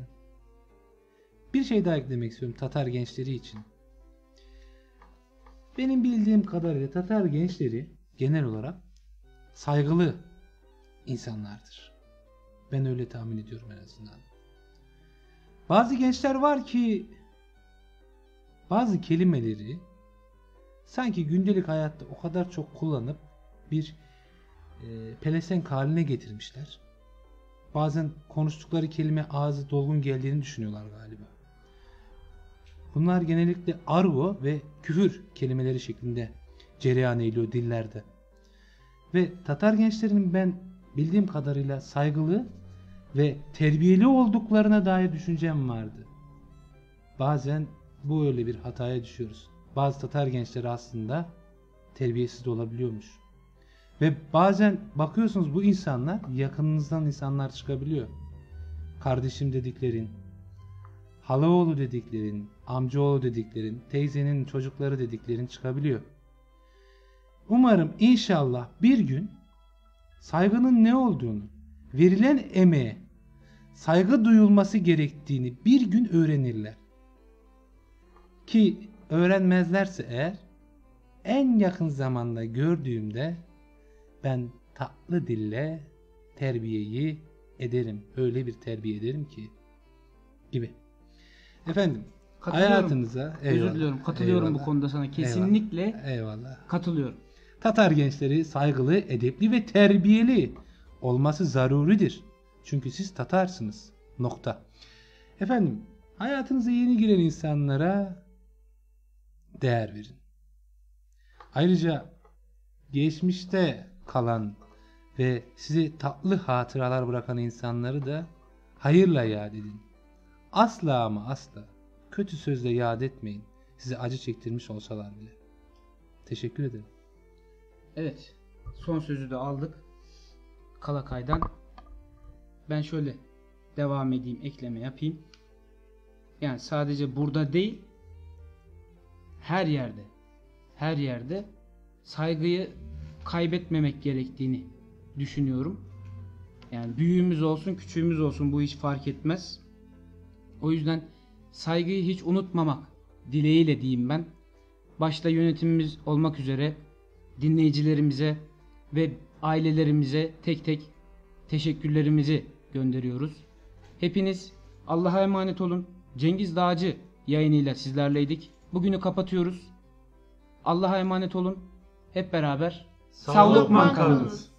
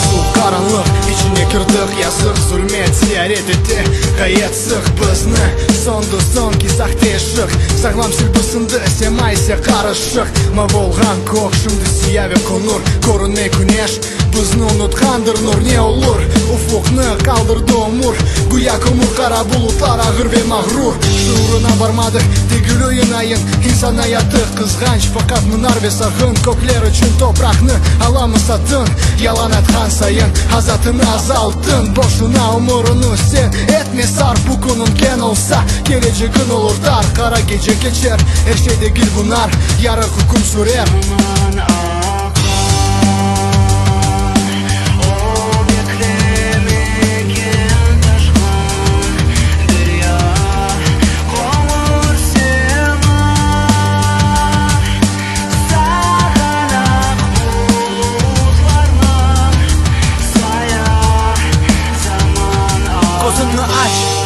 Nankörlüğümüz artqaç Unerge vicdanға sayıp olğan kalmaz Aç yarık nöret etmek Omur üçün aşek Bu kelmeşek duygu Bu muğurlengen yürek Kuvvet adişelerde doğruluğunun yolu sade Anata bulsam açık O keder ete Biz geçmişini unutamız Bu dünyanın suçu Meni kapay açık Айтмаңа не için Нафлема Günlerce insan oldu kurban Naфлема Senin atan şehit olup yatkan Naфлема Bunu aytkan artık canı nişan Gelir baxt vişan ufukta atsa Demek boşuna umurunu sen etme sarf Bugünün gen olsa geleceğin olur dar Kara gecen geçer her şeyde gül bunar Yarın hüküm sürer